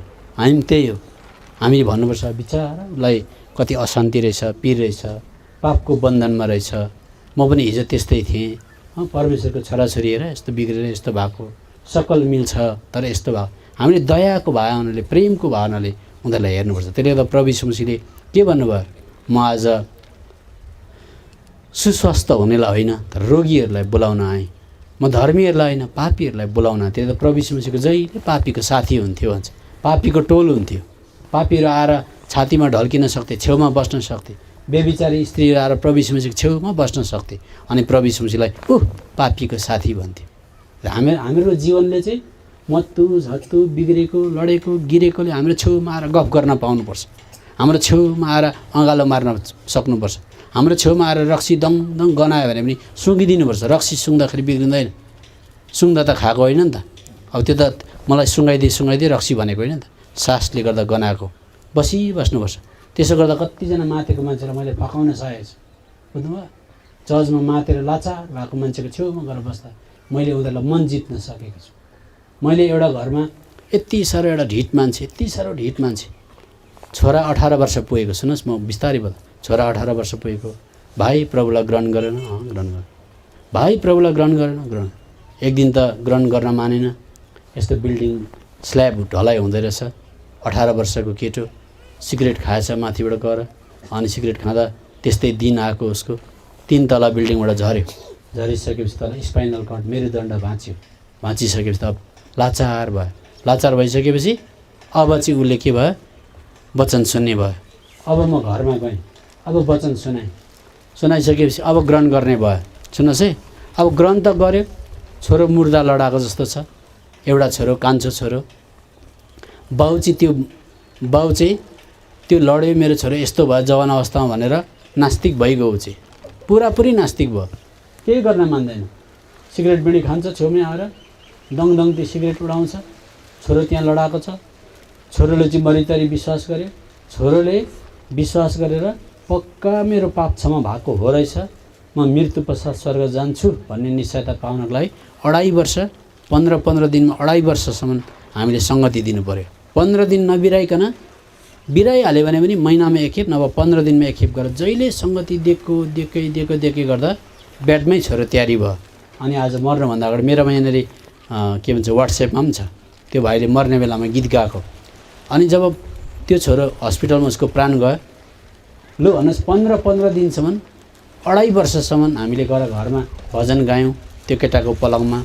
त्यो केटाले प्रभुलाई ग्रहण गर्यो, बाउ त्यहाँ बसेको छ, बाउ त्यहाँ आएर सिगरेट उडाउँछ, वचन सुन्छ। अनि हामीले सुरुमा भने तपाईँ ग्रहण गर्ने, बोल्दैन, ट्याप्पै बोल्दैन, त्यस्तो ढिट मान्छे। तर हामीले माया देखाउन छोडेनौँ, गइबस्यौँ, कहिले के भनेनौँ। मैले चाबी कुरा पाएको थियो, मैले सिकाएको थियो कसैले, कहिल्यै पनि ढालेर कुरा नगर्नु, कहिले पनि तल नझार्नु, प्रार्थनै गरिबस्नु, ख्रिस्ट उसले तिमीभित्र देख्नुपर्छ भनेको थियो। गरिबस्यौँ। तर छोरालाई जब प्रभुले उठाउनु भयो, उठाइसकेपछि उसको फ्युनरल भयो। फ्युनरल भएर आएको बेलुका चाहिँ त्यो बाउले यसो भन्यो, तपाईँले प्रचार गरेको प्रभुलाई म ग्रहण गर्छु भने। त्यस्तो साह्रो त्यो फ्युनरल सकेर आइसकेपछि अन्त पक्का हेर्दा हिजोसम्म त्यो मान्छेको अनुहार चाउरी परेको थियो, एकदमै निराश थियो। आज त त्यो मान्छेको अनुहार पनि रातो पिरो छ, नुहाएर आएछ, नयाँ लुगा लगाएर आएछ। अनि त्यो बाउले ग्रहण गर्यो। त्यो बाउको नाम टिकाराम हो, टिकाराम छेत्री। अहिले चर्चमा लगातार आइरहेको छ। 2.5 वर्षमा हामीले उसलाई औँलो ठड्याएर कडाकडी गरेको भए त्यो मान्छे सायद बिच्केर जान्थ्यो होला। हामीले ख्रिस्ट नै प्रचार गरिबस्यौँ, प्रेम नै प्रचार गरिबस्यौँ। अनि छोरो तयार भएको देखेर बाउ तयार भयो। त्यस्तो साह्रो एउटा धीरज चाहिँदो रहेछ एउटा आत्मालाई जित्नको लागि। त्यो त हामीले कसैले पनि चर्चमा गिरेको लडेको कोही आउँछ, कोही मातेरै आउला, कोही खैनी च्यापेर आउला, कसैको बट्टा झर्ला खैनीको, हाँस्नु हुँदैन कहिल्यै हाँस्नु हुँदैन। त्यसले गर्दा हामीले भन्नु हुँदैन। एकैछिनमा कसैले गीत गाउन जान्दैन, चर्चमा गीत गाउन जाँदा भ्या परेको हुँदा पनि हाँस्नु हुँदैन। यहाँ पो नगएको त त्यसले माथि थर्काइदिन्छ तपाईँको भन्दा दामी। त्यसले गर्दा पृथ्वी तलमा कसैलाई हामीले निज भावनाले अलिकति होच्याएर कहिले हेर्नु हुँदैन। यो मैले एउटा सन्दर्भमा आएर बताएको। त्यसले गर्दा रोमीको किताब 3 अध्यायको 23ले भन्यो, सबैले पाप गरे परमेश्वरको महिमादेखि रहित भए। अब संसारको सबै मान्छे पोस्टर च्यातिएको जस्तो भयो। अलिकति माया देखाउँछ 10 खेप रिसाउँछ, चस्मा मात्रै छ, अनुहार छैन। फेरि एउटा हत्यारा छ आमा मार्ने, जाँदै तपाईँको गाडी खस्यो कहीँ, दाइ एकछिन ठेल्दिनुहोस् न। त्यो हत्यारा पनि ठेल्न सघाउँछ कि सघाउँदैन भन्नुहोस्। अलिक त्यसको पनि अलिकति दया रहेछ क्या। त्यसले गर्दा संसारको मान्छेको अलिअलि परमेश्वरको सकलमा बनेको अलिअलि चरित्र चाहिँ हुन्छ, तर 90-99% चाहिँ गइसकेको हुन्छ, भ्रष्ट भइसकेको हुन्छ। त्यसले गर्दा परमेश्वरको चरित्रमा बनेको मान्छे चरित्रहीन भयो, महिमा रहित भयो। अब यो मान्छे जातिलाई चाहिँ महिमा भन्ने कस्तो हुन्छ भनेर देखाउनको लागि चाहिँ महिमाले भरपुर भएर संसारमा मान्छे हिँड्नु पऱ्यो भनेदेखि चाहिँ एकजना नमुना पठाउनुपर्छ। सबजना मान्छे को पठाउनुपर्छ? नमुना पठाउनुपर्छ। संसारको सबै 100मा 100% मान्छे चरित्रहीन भयो, महिमा रहित भयो। त्यसले गर्दा एकजना नमुना पठायो भनेदेखि त पृथ्वी तलको मान्छेले जान्दछन् होला परमेश्वरको इच्छा अनुसार पृथ्वी तलमा गएर परमेश्वर आफै मान्छे भएर हिँड्नु पऱ्यो भनेदेखि चाहिँ कस्तो महिमाले भरपुर हुनुहुन्छ देखाइदिनु पऱ्यो भनेर प्रभु यीशु मसीहलाई पठाउनु भयो पृथ्वी तलमा। अनि बाइबलले बताउँछ योनाको किताब 1 अध्यायको 14 पदमा प्रभु यीशु मसीह यो संसारमा आउनुभयो। अनि आउँदा चाहिँ हामी विश्वासीहरूले चाहिँ के देख्यौँ अरे बाइबलमा लेखेको छ, पढ्नुहोस्। अनि वचन चाहिँ शरीर हुनुभयो, अनि हाम्रा माझमा अनुग्रह र सत्यताले पूर्ण भएर बास गर्नुभयो। अनि हामीले पिताको एकमात्र जन्माइएको पुत्रको महिमा जस्तो उहाँको महिमा देख्यौँ। अब सुन्नुहोस्, त्यसले गर्दा अब संसारको सारा मान्छेले प्रभु यीशु मसीहमाथि फोकस गर्नु पर्यो। महिमाले भरपुर भएर एउटा मान्छे हिँड्नु पऱ्यो भनेदेखि चाहिँ महिमा रहित भयो पापले। त्यो त महिमाले भरपुर भएर हिँड्नु पऱ्यो भने चाहिँ को जस्तो भन्दा प्रभु यीशु मसीह चाहिँ महिमाले भरपुर हुनुहुन्थ्यो। अब सुन्नुहोस्, छोटकरीमा सकिन आँटिहाल्यो, त लामो छैन। मलाई थाहा छ नि त घामले पोल्न थाल्यो भनेर, हो तपाईँलाई भन्दा मलाई ज्यादा पोल्दैछ किन भन्नुहोस् त, बुझिहाल्नु भयो त। त्यसले गर्दा अब पृथ्वी तलमा प्रभु यीशु मसीह महिमाले भरपुर भएर आउनुभयो। अब यो प्रभु यीशु मसीहले महिमा देखाउनुहुन्छ। अब देखाउँदाखेरि मान्छे जाति सबै रिसाएकै गर्छन्, माफै दिन सक्दैनन्, दया भन्ने कुरा छँदै छैन। अनि अघि हामीले हेरेको थियौँ परमप्रभु परमेश्वर चरित्र चाहिँ कस्तो छ हेर्नुहोस् है, रिसाउनमा ढिलो, अनुग्रहकारी, कृपा र सत्यताले भरपुर, हजारौँलाई कृपा देखाइरहनु हुने। अब कृपा भन्ने शब्द के हो? कृपा भन्ने शब्द पनि नजानेको त कृपा, करुणा, दया, भलाइ भनेर राख्नुहुन्छ, तर कृपा भन्ने शब्द अर्कै हो, अनुग्रह भन्ने शब्द अर्कै हो। कृपा भन्ने चाहिँ कहिले चलाउनुहुन्छ परमेश्वरले भन्दा एउटा नमुना बताउँछु। बिजुली बिग्रियो घरमा भनेदेखि कुन चाहिँले बामफोक लिएर आएर त्यो बक्स काट्छ, लु भन्नुहोस्, काट्छ?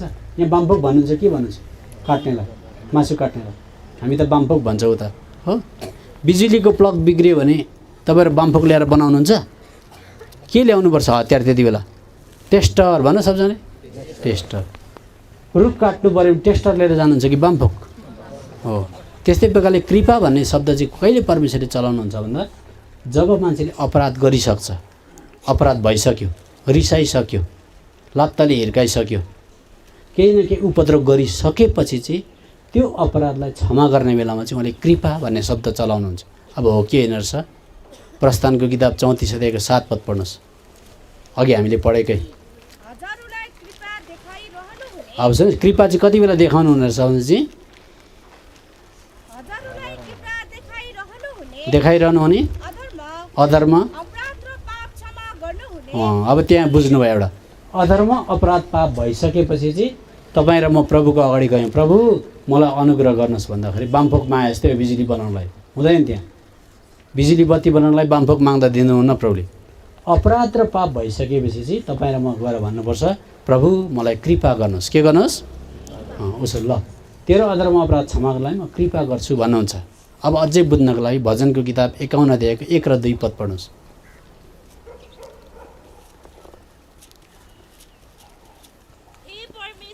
हे परमेश्वर तपाईँको करुणा अनुसार दया गर्नुहोस्। असङ्ख्य कोमल कृपाहरू अनुसार हो अपराध भइसकेको थियो दाउदको, अनि दाउदले यति बेला के माग्दैछ? असङ्ख्य कृपा अनुसार मेरा अधर्म अपराधहरू क्षमा गरिदिनुहोस् भन्दैछ। अब अनुग्रह चाहिँ अहिले हामी यहाँ बयान गर्दैनौँ, अनुग्रहको लागि त कनानमा पनि जग्गा हुनु पऱ्यो नि त हो। अझै मिठो मिठो खाने दिनहरू छ, भेला हुने दिन छ होइन। त्यसले गर्दा अनुग्रह चाहिँ हामी उता गएर बुझौँ। अब हामीले यहाँ चाहिँ कृपा चाहिँ अलिकति बुझ्यौँ। अपराध भइसकेपछि मात्रै चाहिँ परमेश्वरले कृपा चलाउनु हुँदो रहेछ। अब हाम्रो कुरा कहाँ आइपुगेको छ भनेदेखि चाहिँ प्रभु यीशु मसीह चाहिँ कस्तो चरित्र लिएर आउनुभयो भने परमेश्वरको चरित्र लिएर आउनुभयो, जुन चरित्र मान्छेले गुमाइसकेको थियो। दयालु, रिसाउनमा ढिलो, हजारौँलाई माफ गर्नुहुने, हजारौँलाई कृपा देखाइबस्नुहुने, अधर्म अपराध पापलाई क्षमा गरिदिनु हुने, अनि सेतोलाई सेतो कालोलाई कालो भन्ने भनेको त्यस्तो चरित्र भएको।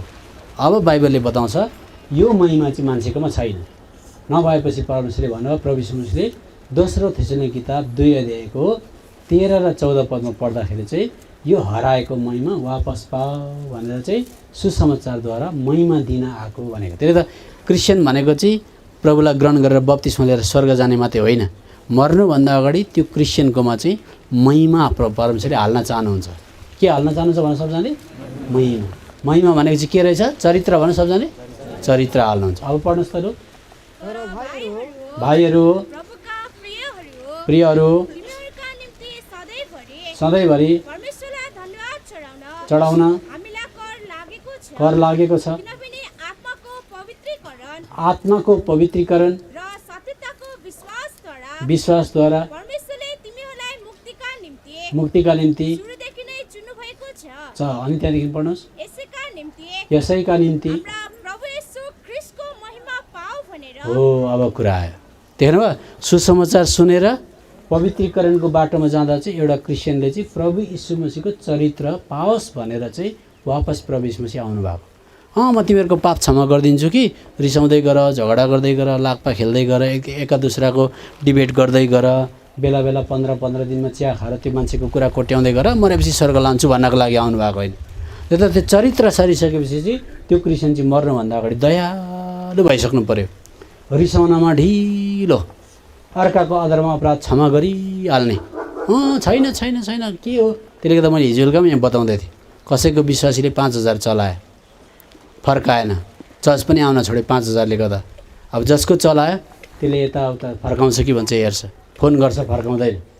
अब नफर्काएपछि अब के हुन्छ? चर्चमा एकान्त दोकान गर्दै हल्ला हुन्छ, अर्थात् कोही बेला चिया खाएर बसेको बेलामा कुरा हुन्छ। कहाँ गयो त्यो विश्वासी?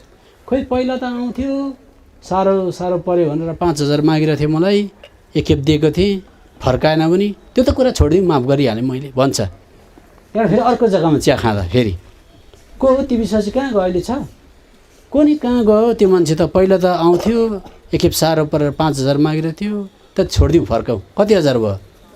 10000। त्यसो गर्दा गर्दा गर्दा 80, 90 लाख, 2 लाख भइसकेको हुन्छ, माफै दिएको हुँदैन। हृदयभित्रबाट माफी दिनको लागि सहनुपर्छ, माफी दिनको लागि खपिदिनुपर्छ, त्यो कुरो कहिल्यै कोट्याउनु हुँदैन। अनि त्यो क्यारेक्टर, त्यो चरित्र सरेको हुँदैन विश्वासीकोमा। विश्वासीलाई जस कसैले हानि पुर्याएको हुन्छ, राम्रोसँगले हात मिलाउन सक्दैन, राम्रोसँगले अनुहार जुधाएर हेर्न सक्दैन, राम्रोसँगले सँगै बसेर खान सक्दैन। अनि त्यस कारण गर्दाखेरि आज के हुन्छ? चरित्र सरेको हुँदैन। त्यसले गर्दा यहाँ दाजुले पनि, चर्चको मण्डलीको दाजुहरूले कोही बेला यता सर उता सर भनेर भन्दाखेरि सर्न साह्रो पर्न पनि साह्रै हो। त्यो त्यो पनि प्रभुको चरित्र साह्रो पसे जस्तो लागेन। साँचो विश्वासीलाई चाहिँ ऊ माथि गएर बस भन्यो भने यस्तो रडमाथि पनि चढ्नुपर्छ, फेरि भुइँमा झर्नु पऱ्यो, फेरि कुनामा गएर बस्नु पऱ्यो, फेरि त्यहाँ गएर बस्नु पऱ्यो। त्यो चाहिँ भन्छ केही शून्य भएको। त्यो त शून्य भने के भनेको भन्दा जिरो भनेको। जबसम्म मान्छे समथिङ हुन्छ घिसार्न साह्रो पर्छ, जब नथिङ हुन्छ जहीँ राख्दा पनि हुन्छ। नथिङलाई त केही न केही नि। त्यो गलातीको किताब 6 पद पढ्नुहोस् त इङ्ग्लिसमा कसैले। मान्छे चाहिँ खास समथिङ भएकोले गर्दा सार्न नसकेको, नथिङ भइदियो भने जतै सार्दा पनि हुन्छ। अब मानिलिनुहोस् नथिङ अरे, नथिङ भनेको एउटा फकुन्डा भन्नु सबजनाले। फकुन्डाको त कति वेट हुन्छ, फकुन्डालाई जतै सार्न सरिहाल्छ। फकुन्डा हल्का न हल्का हुन्छ हो, तर फकुन्डाभित्र बलुवा हाल्नुहोस् त सर्छ, समथिङ भइगयो, त्यहाँ गरौँ भइहाल्यो। त्यसले गर्दा तपाईँ र म नथिङको जग्गामा पुग्नु। लु पढ्नुहोस् गलातीको किताब 6:3 पद इङ्ग्लिसमा। For if anyone thinks himself to be something when देख्नु he is के रहेछ, हामी नथिङ कहाँ हुन मान्छौँ। त्यसलाई हामीलाई प्रभुले नथिङनेसमा लान चाहे। प्रभु यीशु मसीहले त्यसले गर्दा त सार्दै लात्ताले हिर्काउँदै क्रुसमा लगिदिनु भयो। प्रभु नथिङ भइदिनु भयो। त्यस्तो स्वर्ग र पृथ्वीको मालिक नथिङ भइदिनु भयो। अब कुरा आयो छुटकरीमा। अब प्रभु यीशु मसीह महिमाले भरपुर भएर आउनुभयो। अब एउटा कुरा याद गर्नुहोस्, माफीको बारेमा आउँदै थियो। विश्वासीलाई कसैले अलिकति अनुचित काम गर्यो भने चर्चको एल्डरले, ठुलोले, सानोले, हेर्नुहोस् अनुचित काम गऱ्यो भने त्यो पनि हामी बिस्तारै हेर्दै जाउँला हो। ऊ रिसाउँछ, उसलाई चोट पुग्छ, हामीलाई त यस्तो गऱ्यो भने भनिबस्छ, नभने पनि मनमा राखिबस्छ। तर याद गर्नुहोस् प्रभु यीशु मसीहले नि यसो गर्नुभयो। पृथ्वी तलमा प्रभु यीशु मसीहलाई थाहा थियो म मान्छे भएर आएँ, मान्छे भएर आइसकेपछि म 33.5 वर्ष मात्रै बाँचेँ। त 33.5 वर्ष बाँचेपछि अब म क्रुसमा गएर मर्नुपर्छ। तर मेरो बारेमा चर्चा भइबस्छ पृथ्वी तलमा। कहिलेसम्म हुन्छ? जगतको अन्त नहुन्जेलसम्म मेरो बारेमा चर्चा भइबस्छ। चर्चा हुँदा धेरैले मेरो राम्रो कुरा गर्छन्, धेरैले मलाई नराम्रो नाम पनि राख्नेवाला छन्, धेरैले मलाई सराप्नेवाला पनि छन्। त्यसले गर्दा मान्छे भएको हैसियतमा, मान्छे भएर पृथ्वी तलमा आएको हैसियतमा चाहिँ म चाहिँ अहिलेदेखि लिएर गएर जगतको अन्तसम्म जसले मलाई मुख छाड्छन् तिनीहरूको सबैको निम्ति अहिले नै म माफ गरिहाल्छु भनेर माफ गरेको छु बाइबल। मत्तीको किताब 12 अध्यायमा आउनुहोस्। त्यसले गर्दा प्रभु यीशु मसीहलाई संसारको कुनै मान्छेले मुख छाडोस् माफ गरिसक्यो, उहाँको पट्टिबाट चाहिँ माफ गरिसकेको छ, उहाँको पक्षपट्टिबाट। अब त्यो व्यक्ति विशेषले माफ नमाग्नु र माग्नु अर्को कुरा हो। मत्तीको किताब 12 अध्यायको अब पढिदिनुहोस् यहाँनिर 31 देखि पढ्नुहोस् न।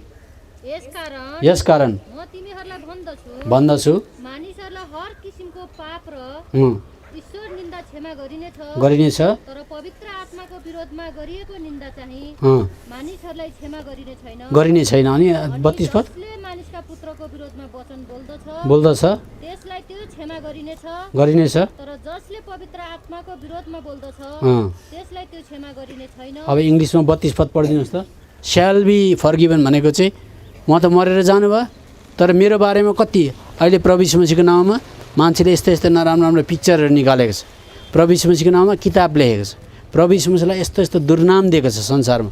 तर ती सबैलाई प्रभु यीशु मसीहले मान्छे भएको पक्षमा चाहिँ मेरो तर्फबाट चाहिँ माफी भनिसकेको छ। अब प्रभु यीशु मसीह कस्तो हुनुहुन्छ, विश्वासी कस्तो छौँ हामी आफै याद गरौँ। त्यो हामीले कसैलाई माफ दिनुपर्छ भनेदेखि चाहिँ त्यो कुरो बिहान माफ दिएको छ भने बेलुका कहिले कोट्याउनु हुँदैन।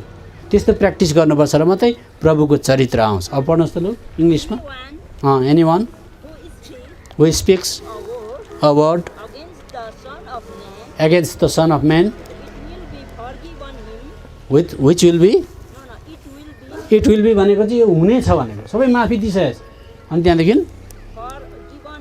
forgiven him, but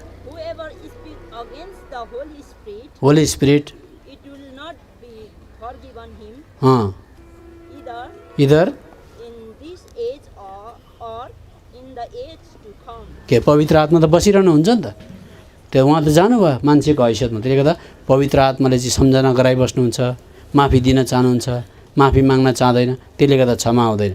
तर प्रभु यीशु मसीह चाहिँ मान्छेको हैसियतमा आएको कारणले गर्दा उहाँले आउनेवाला युगहरूसम्म अथवा यो संसार सकिन्जेलसम्म जसले मुख छाड्छ उहाँले पहिले माफ दिइराखेर जानुभयो। त्यस्तो खालको त्यो विश्वासीले हामीले याद गर्नुहोस्। अब खालि 2टा खण्ड मात्रै म पढ्छु, सकिन्छ। अब कुरा के हो भनेदेखि चाहिँ प्रभु आउँदा चाहिँ हामी पनि महिमित हुने भन्दैछ अनि प्रभु पनि महिमित हुने भन्दैछ। भन्नु मतलब चाहिँ प्रभु आउनुभन्दा अगाडि चरित्र सरिसकेको हुनुपर्छ भनेको महिमित। अब यो कुरा बुझ्नको लागि अब एउटा प्रभु यीशु मसीहको क्यारेक्टर हेरौँ। यूहन्नाको किताब 12 अध्यायमा आउनुहोस्। यूहन्नाको किताब 12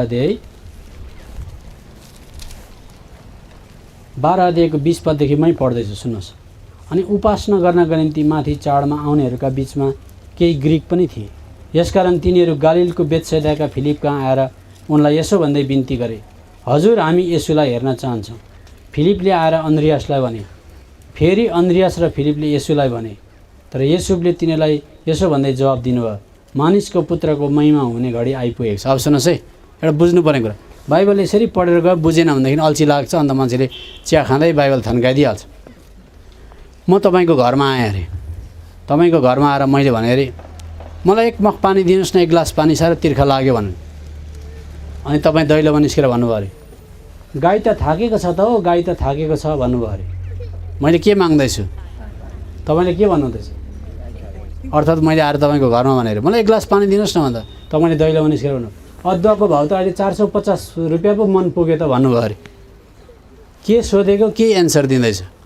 प्रभु यीशु मसीहलाई हेर्नका लागि मान्छे ग्रिक देशदेखि आएका थिए। ग्रिक देश भनेको त्यति बेला सभ्य देश थियो, यति साह्रो सभ्य देश, ग्रिक एकदम सभ्य शिक्षित देश। त्यस्तो देशबाट मान्छेहरू यरुसलेममा उपासना गर्न आएका थिए। अनि आज के भन्छ, पशुपतिको पनि दर्शन, सिद्राको व्यापार भने जस्तै आइ त हाल्यौँ, अब यीशुलाई पनि हेरिराखेर जाउँ न त, यहाँ के हल्ला हुँदैछ भनेर उनीहरू चाहिँ आज यीशुलाई हेर्ने विचारले गर्दा गए। अब यीशु प्रभु भित्र कोठामा हुनुहुन्छ, बाहिरपट्टि 2 जना चेलाहरू बसेका थिए। अनि चेलाकोमा एपोइन्टमेन्ट मागे, हामीलाई प्रभु यीशु मसीह देखाइदिनुहोस् न भनेर भित्र खबर लगेको त। प्रभु यीशु मसीहले त पानी माग्दा अदुवाको भाउ 450 पुग्यो भने जस्तो गर्नुभयो भित्रबाट। सुन्नुहोस् है कुरा।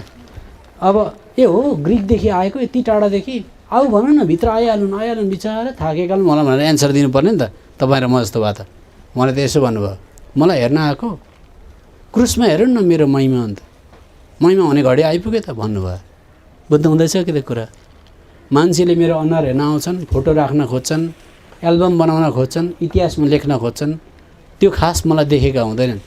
मलाई हेर्नु पऱ्यो भने मेरो चरित्र हेरुन्, क्रुसमा आएर के हेरुन्, हो अब आउँछ त्यो त। क्रुसमा त्यो ग्रिकहरूले गएर हेर्नु पऱ्यो भनेदेखि चाहिँ प्रभु यीशु मसीहलाई अर्धनग्न बनाएको छ, प्रभु यीशु मसीहलाई बेइज्जत गरेको छ, प्रभु यीशु मसीहलाई काँडाको मुकुट लगाएको छ, हातमा काँटी ठोकेको छ, खुट्टामा काँटी ठोकेको छ, कोखामा भालाले रोपेको छ, दुनियाँले खिसी गिज्याइरहेको छन्, आमा एकपट्टि रोइरहेकी छिन्। त्यस्तो अवस्थामा एकदम तितो भिनेगर खुवाएको छ।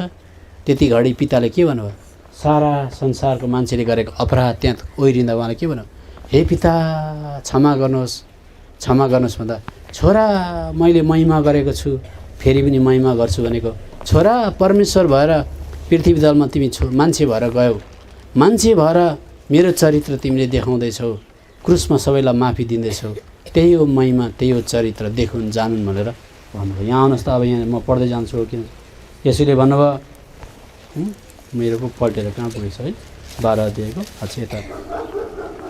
अब प्रभुले भन्दै जानुभयो 24 पद, साँचो साँचो म तिमीलाई भन्दछु, गहुँको दाना भुइँमा खसेर मरेन भने त्यो एक्लै रहन्छ, तर मर्यो भने त्यसले धेरै फल फलाउँछ। त्यसो भन्दै भन्दै प्रभुले 26 पद, कसैले मेरो सेवा गर्छ भने उसले मलाई पछ्याओस्, अनि म जहाँ छु त्यहाँ मेरो सेवक पनि हुनेछ, अनि कसैले मेरो सेवा गर्छ भने उसलाई मेरा पिताले आदर गर्नुहुनेछ। अब हेर्नुहोस् 27 पद, अहिले मेरो प्राण विचलित भएको छ र म के भनौँ, पिता मलाई यस घडीबाट बचाउनुहोस्, तर यही कारणका निम्ति म यस घडीसम्म आइपुगेँ। 28 पद, हे पिता तपाईँको नामको महिमा गर्नुहोस्। तब स्वर्गबाट यसो भन्ने बाणी आयो, मैले महिमा गरेको छु र फेरि पनि महिमा गर्नेछु। देख्नुभयो, हे पिता महिमा गर्नुहोस् भनेको, मान्छे भएर म यत्रोजना संसारको अपराध पापलाई बिहोरेर मर्न सक्दिनँ होला, मलाई यस घडी फेरि तपाईँको चरित्र दिनुहोस् न भन्दा, छोरा म मेरो चरित्र दिन्छु भन्दा, पुत्र प्रभु यीशु मसीहले क्रुसमा झुन्डेर हे पिता यिनीहरूलाई क्षमा गरिदिनुहोस् भनेर महिमा देखाइदिनु भयो। त्यति बेला त्यो चाहिँ अनुहार होइन, त्यो चाहिँ रूप होइन, त्यो चाहिँ पोस्टर होइन, त्यो चाहिँ क्रुसको नक्सा होइन, चरित्र हो। के हो भन्न सक्दैन, चरित्र देखाइदिनु भयो। अनि त्यति बेला मान्छेले के भने, होइन यो के को आवाज भन्दा, यो आवाज चाहिँ तिमीहरूको लागि हो, यसरी नै चरित्र देखाउनु। तिमीहरूले महिमा हराएको थियौ, महिमा दिन आएको, अनि मैले पनि मान्छे भएर यसरी माफ दिन सकेँ। म पनि रिसाइनँ, दयाले भरपुर, अनुग्रहकारी, रिसाउनमा ढिलो, धीरजी, हजारौँलाई कृपा देखाइहाल्ने, अधर्म अपराध र पापलाई क्षमा गरिदिने। त्यसको त मैले यो महिमा, यो चरित्र देखाउँदैछु यहाँ भनेपछि महिमाको अर्थ कहाँ आएर टुङ्गियो? क्रुसमा आएर टुङ्गियो। त्यो त अब कुनै पनि विश्वासीले प्रभु यीशु मसीहको महिमा महिमा महिमा भन्दा गीतमा गाउँदैछ, तर सानो कुरामा झनक झनक रिसाउँदैछ भने त्यो गीत नगाउँदा पनि भयो। त्यो अर्थ नवर्थ गोविन्द गाई भयो। फेरि महिमा महिमा महिमा महिमा भनेर फेरि पुरै गिटार चुडाउला जस्तो गर्दैछ, तबेला फुटाउला जस्तो गर्दैछ, अरूले हातको चक्र मेटेला जस्तो ताली बजाउँदैछन्। तर अलिकति सानो कुरा हुँदा माफै दिन सक्दैनन् भने महिमाको कुरा गरेर फाइदा के भयो? त्यो त प्रिय हो। महिमा भनेको प्रभु यीशु मसीहको चरित्र। अब अन्तिम थुप्रो कुरा छ महिमाको बारेमा, तर म अब यहाँ मलाई थाहा भयो नि त घामले कस्तो बनाइसक्यो होइन। भात पनि खानुपर्छ, फर्किनुपर्छ। अब एक जग्गा कुनै व्यक्तिले सहाय, कुनै क्रिस्चियनले घर परिवारमा मण्डलीमा सहन्छ भने अब अहिले चाहिँ समस्या के भइरहेको छ भनेदेखि चाहिँ यस्तो कुरा नभएर कहाँ पुगेर अड्क्यो भनेदेखि पक्षमा पायो बप्तिस्मा लियो, कतिको जिम्मेवारी हो, निकै ठुलो जिम्मेवारी हो।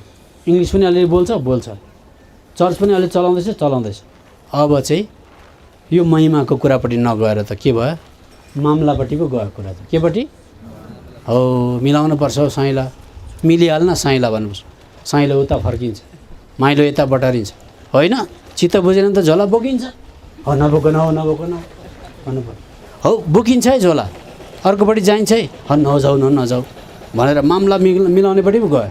यो महिमा त छैन। सहने, मर्दिने, चुप्लाकले एकदम धुलो पिठो हुने त कोही पनि छैन। त्यसो गर्दा के भयो? बुझेँ जस्तो भयो। अब स्वर्गीय कुरा सबै हामी स्वर्गीय कुराको ठेकादार भयौँ जस्तो भयो। त्यसले त हरेक चर्चमा त अहिले त केस कचहरी दुनियाँभरको मामला मिलाउने कुरा भयो। क्रुसमा प्रभुले चुपचाप माफी भनेर अत्याचार गरेर त्यो मर्नको निम्ति कोही पनि छैन। त्यसले गर्दाखेरि हेर्नुहोस् त, अब एउटै पदमा पढ्छु, घर परिवारमा मण्डलीमा जहीँ कहीँ पनि तपाईँलाई जहीँ कहीँ पनि अलिकति अत्याचार, अन्याय, अलिकति भनाइ सहनुपर्ने कुरो आयो भने स्वर्गले हेरिरहेको हुन्छ। त्यति बेला तपाईँले सहनु भयो भनेदेखि नि, सुन्नुहोस् है, सहनु मात्रै भयो भनेदेखि, चुप लाग्नु भयो भने, बोल्नु भएन भने, रिप्लाई फर्काउनु भएन भने, तपाईँले कुनै प्रकारको आफूपट्टिबाट आवेश देखाउनु भएन भने चाहिँ बाइबलले भन्छ स्वर्गको परमेश्वरको महिमाको आत्मा चाहिँ तपाईँमाथि नाचिरहेको हुन्छ अरे। आएर यसरी एकदम महिमाको आत्मा घुमिरहेको हुन्छ। तर झनक नरिसायो भने त्यो महिमाको आत्मा सट्टै गइहाल्छ भनेर भन्छ बाइबलले। पहिला पत्रसको किताबमा आउनुहोस् न, हेर्नुहोस्। पृथ्वी तलमा हामी विश्वासी भनेको चाहिँ यस्तो हुनुपर्छ कि मलाई लाग्छ हामीबाट हल्ला हुनु हुँदैन, हामीबाट समस्या उठ्नु हुँदैन, हामीबाट कुनै प्रकारको गडबड उठ्नु हुँदैन, हामी समस्याको विषय हुनु हुँदैन, हामीलाई कसैले 10 चोटि सम्झाइबस्नु पर्दैन। एकखेप भन्दा हामी मानिहाल्ने। त्यस्तो भयो भनेदेखि कहिले समस्या उठ्दैन। नभएदेखि याद गर्नुहोस्, हाम्रो हातमा बाइबल हुन्छ, हामी पोइन्टमा राइटमा फाइट गर्ने मान्छे हुन्छौँ, हामी यता र उता कुद्छौँ, हामीलाई 10 जनाले आएर सम्झाउनुपर्छ, फेरि मान्दैन, फेरि 10 जना आएर सम्झाउनुपर्छ। किनभने अस्ति हामीले अयुबको किताब कतिजनाले पढ्नुभयो? अयुबको किताबको बारेमा सेवा भएको दिन को आउनु भएको? हात उठाउनुहोस् त, कतिजना आउनु भयो? तपाईँले यो यस मार्फत हेर्नुहोस्, अयुबको 100% पृथ्वी तलमा भट्याउने कुरा थियो, भन्ने कुरा थियो, तर प्रभुको अगाडि उभिनु पर्दा अयुबले म चुपचाप लाग्नुपर्छ, मेरो बोल्ने ठाउँ छैन भने। त हाम्रो बोल्ने ठाउँ हुँदैन। हामीलाई जहाँ प्रभुले राख्नुहुन्छ, धुलो पिठो हुनु परोस्, मर्नु परोस्, जिरो हुनु परोस्, नथिङमा जानु परोस्, त्यहीँ बसिबस्नुहोस्, केही समस्या क्रिएट गर्नु हुँदैन। एउटा कुरा यो पहिला पत्रसको किताबमा आउनुहोस्। अब अझै हाम्रो बाइबल स्टडी त कति लामो पो छ त। पहिला पत्रसको किताब 4 अध्यायको 13-14 पद पढ्नु। सह्यो भने, अत्याचार खप्यो भने, मुख लागेन भने, एका दोस्रोलाई सहिदियो भने के हुन्छ? ल पढ्नुहोस्। जति तिमीहरू दुःखहरूमा भागी हुन्छौ, आनन्द मनाऊ। फेरि सुन्नुहोस् है, उहाँको के प्रकट हुँदा? महिमा प्रकट हुँदा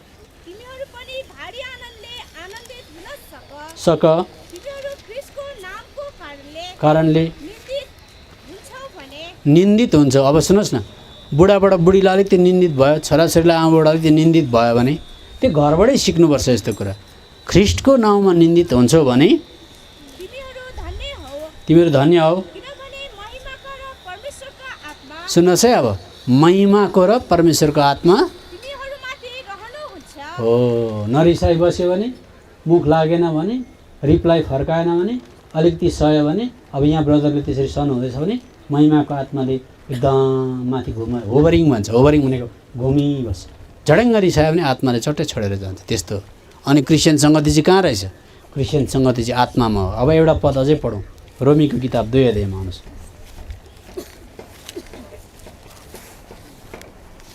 रोमीको किताब 2 अध्यायमा 2 अध्यायको 7 र 8 पद पढ्नुहोस् त। धीरजसँग असल काममा लागिरहँदै एकछिन ल, म यहीँबाट पढिदिन्छु, माफ गर्नुहोस् है, सबैले सुन्नुहोस्। धीरजसँग असल काममा लागिरहँदै महिमा, सबजना भन्नुहोस् के? महिमा भनेको प्रभुको चरित्र खोज्ने, त्यहाँबाट आदर। आदर भनेको पितालाई दिने आदर र अमरताको खोज गर्नेलाई अनन्त जीवन। त्यस्ताहरूलाई मात्रै अनन्त जीवन छ। अब सुन्नुहोस् 8 पद। तर जो झगडालु छन् महिमाको आत्मालाई पछारेको के गर्छन्? रिप्लाई लागिहाल्छन्। सत्यता पालन गर्दैनन् तर अधर्म पालन गर्दछन्। तिनीहरूमाथि रिस र क्रोध, दुष्ट काम गर्ने हरेक प्राणीमाथि सङ्कष्ट र वेदना, पहिले युदीमाथि र ग्रिकमाथि। ल, बुझिहाल्नुभयो। अब अस्तिदेखि कुरा चाहिँ रुम्दै फिर्दै कुनै के टार भने जस्तो, घुम्दै फिर्दै रुम्दै टार भने जस्तो। जतैबाट आएर पनि कुरा चाहिँ चुपचाप लाग्नेमा छ कि छैन भन्नुहोस्? जतैबाट आएर पनि सहने कुरामा छ कि छैन? जतैबाट गएर पनि क्रुसमै कुरा पुग्दैछ कि छैन? हो। अब यो क्रुस चाहिँ हाम्रो लक्ष्य हो। यो क्रुस चाहिँ हाम्रो मुटु हो। यो क्रुस चाहिँ हाम्रो सम्पत्ति हो। एउटा त्यो केटीको नाम भनिहाल्छु। म्याडम गुयोन भन्ने फ्रान्सको केटी थिइन्। अनि फ्रान्सको केटीले आजभन्दा 200-250 वर्ष इन्डियामा आएर सेवा गरेकी थिइन्। उनको आँखा जन्मिँदै इन्डियाको जस्तो केटीको आँखा भयो अरे, हाम्रो नेपालको जस्तो केटीहरूको जस्तै। फ्रान्सको मान्छेको त निलो आँखा हुनुपर्ने, कुहिरे आँखा हुनुपर्ने। अनि उनले जहिले गएर सन्डे स्कुलको टिचरले भन्थे अरे, प्रार्थना गर्नु प्रभुले दिनुहुन्छ भन्थे अरे। अन्त सानो केटीले गएर प्रभु मेरो आँखा यही देशको जस्तो कुहिरो बनाइदिनुहोस् भन्दै हुँदैन थियो अरे। फेरि भोलि गएर प्रार्थना गर्छन्, हुँदैन। त्यसो गर्दा 18 वर्षको उमेरमा उनले कलिङ पाइन्, बुलावट पाइन्। अनि बुलावट पाउँदा त इन्डिया जाऊ भन्ने आयो। अनि इन्डिया आएर त सेवा गर्नुपर्दा त अब आजभन्दा 250 वर्ष अगाडि इन्डिया कस्तो घोर आज रीतिविधिमा डुबेको थियो। अब एउटा विदेशी केटी आएर प्रचार गर्ने त मान्छेले कसैले सुन्दैन थियो। तर त्यो केटी ठ्याक्कै इन्डियामा आइन् अनि ठ्याक्क साडी लगाएको त इन्डियन देखियो अरे। त्यहाँबाट उनले धन्यवाद चढाइन् अरे, साडी त मिल्यो, आँखा पनि मिल्यो। अब मैले यही देशमा प्रचार गर्नुपर्नुहोस्, जगतको उत्पत्ति भन्दाखेरि आँखा तपाईँले फिक्स गरेको छ, मेरो इन्डियाकै केटीको जस्तो आँखा होस् भनेर। अनि उनले सेवा गरिन्। मर्ने बेलामा एउटा आज इन्टरभ्यू लिने मान्छेले इन्टरभ्यू लियो अरे, वार्ता लियो। वार्ता लिँदा भने अरे, म्याडम गुयोन तिमीलाई सबैभन्दा ख्रिस्टको नाममा अत्याचार अन्याय चाहिँ के लाग्छ? ख्रिस्टको नाममा तिमीले सहनु पर्यो अत्याचार भने सबैभन्दा साह्रो अत्याचार चाहिँ के लाग्छ भन्दा उनले भनिन् अरे, प्रभु आउनुभयो र भन्नुभयो, ए म्याडम गुयोन तैँले आजदेखि क्रुस नबोक्ला भनेर मलाई भन्नुभयो। मेरो प्यारो क्रुस खोसिदिनु भयो भने त्यहाँभन्दा डरलाग्दो घातक टर्चर चाहिँ मलाई केही पनि हुँदैन। किन भन्दा सोध्दा क्रुसले चाहिँ मलाई स्वर्गको र पृथ्वी तलको दुःख अनि स्वर्गको विवाहको पुनर्मिलन गराउने जग्गा हो। अनि त्यो चाहिँ मेरो सम्पत्ति हो। त्यसद्वारा म पृथ्वी तलको दुःख पनि भोग्न सक्छु, त्यसदेखि म फेरि उतापट्टि स्वर्गको दृश्य पनि देख्न सक्छु। त्यो त गरेका हुन्। प्रभुले मेरो क्रुस चाहिँ नखोसिदिउन्, त्यो चाहिँ मेरो सम्पत्ति हो। क्रुस चाहिँ खोसिदिनु भयो भनेदेखि त म त कसरी स्वर्गको विवाह देख्ने? त्यहाँभन्दा डरलाग्दो टर्चर केही पनि हुँदैन भनिन् अरे। भन्नुभयो। त्यसले गर्दा क्रुस चाहिँ हाम्रो सम्पत्ति हो। क्रुसमा जहिले हेर्नुहोस् प्रभुले माफी दिएको, सहेको, चुपचाप लागेको। त्यो कुरोलाई बिहान बेलुका किचनमा बस्दा उठ्दा हिँड्दा मण्डलीमा जहीँ लागू गर्नुहोस्। मण्डलीका ठुला दाजुले केही कुरा सम्झायो भने हुन्छ भनेर सिरोपर गरिदिनुहोस्, निहुरिदिनुहोस्, डिबेट नगर्नुहोस्, डिस्कस नगर्नुहोस्। त्यसो गर्दा के हुन्छ? तपाईँले त्यति बेला त्यो सहेको देखेर महिमाको आत्मा तपाईँमाथि घुमिबस्छ। त्यस्तो त्यो त स्वर्गको विश्वासीलाई स्वर्गमा मानिस 50,000 विश्वासी छ भने 4-5 मान्छे लागेर ए नगर त्यसो नगर भन्दै हिँड्नुपर्छ स्वर्गमा। सबैको ध्यान केमा छ? परमेश्वर पिताकोमा छ। यहाँ पृथ्वी तलमा मान्छेको समस्या छ। जब हामी मर्छौँ समस्या हुँदैन। ल, प्रभुले हामीलाई सहायता गरेका हुन्।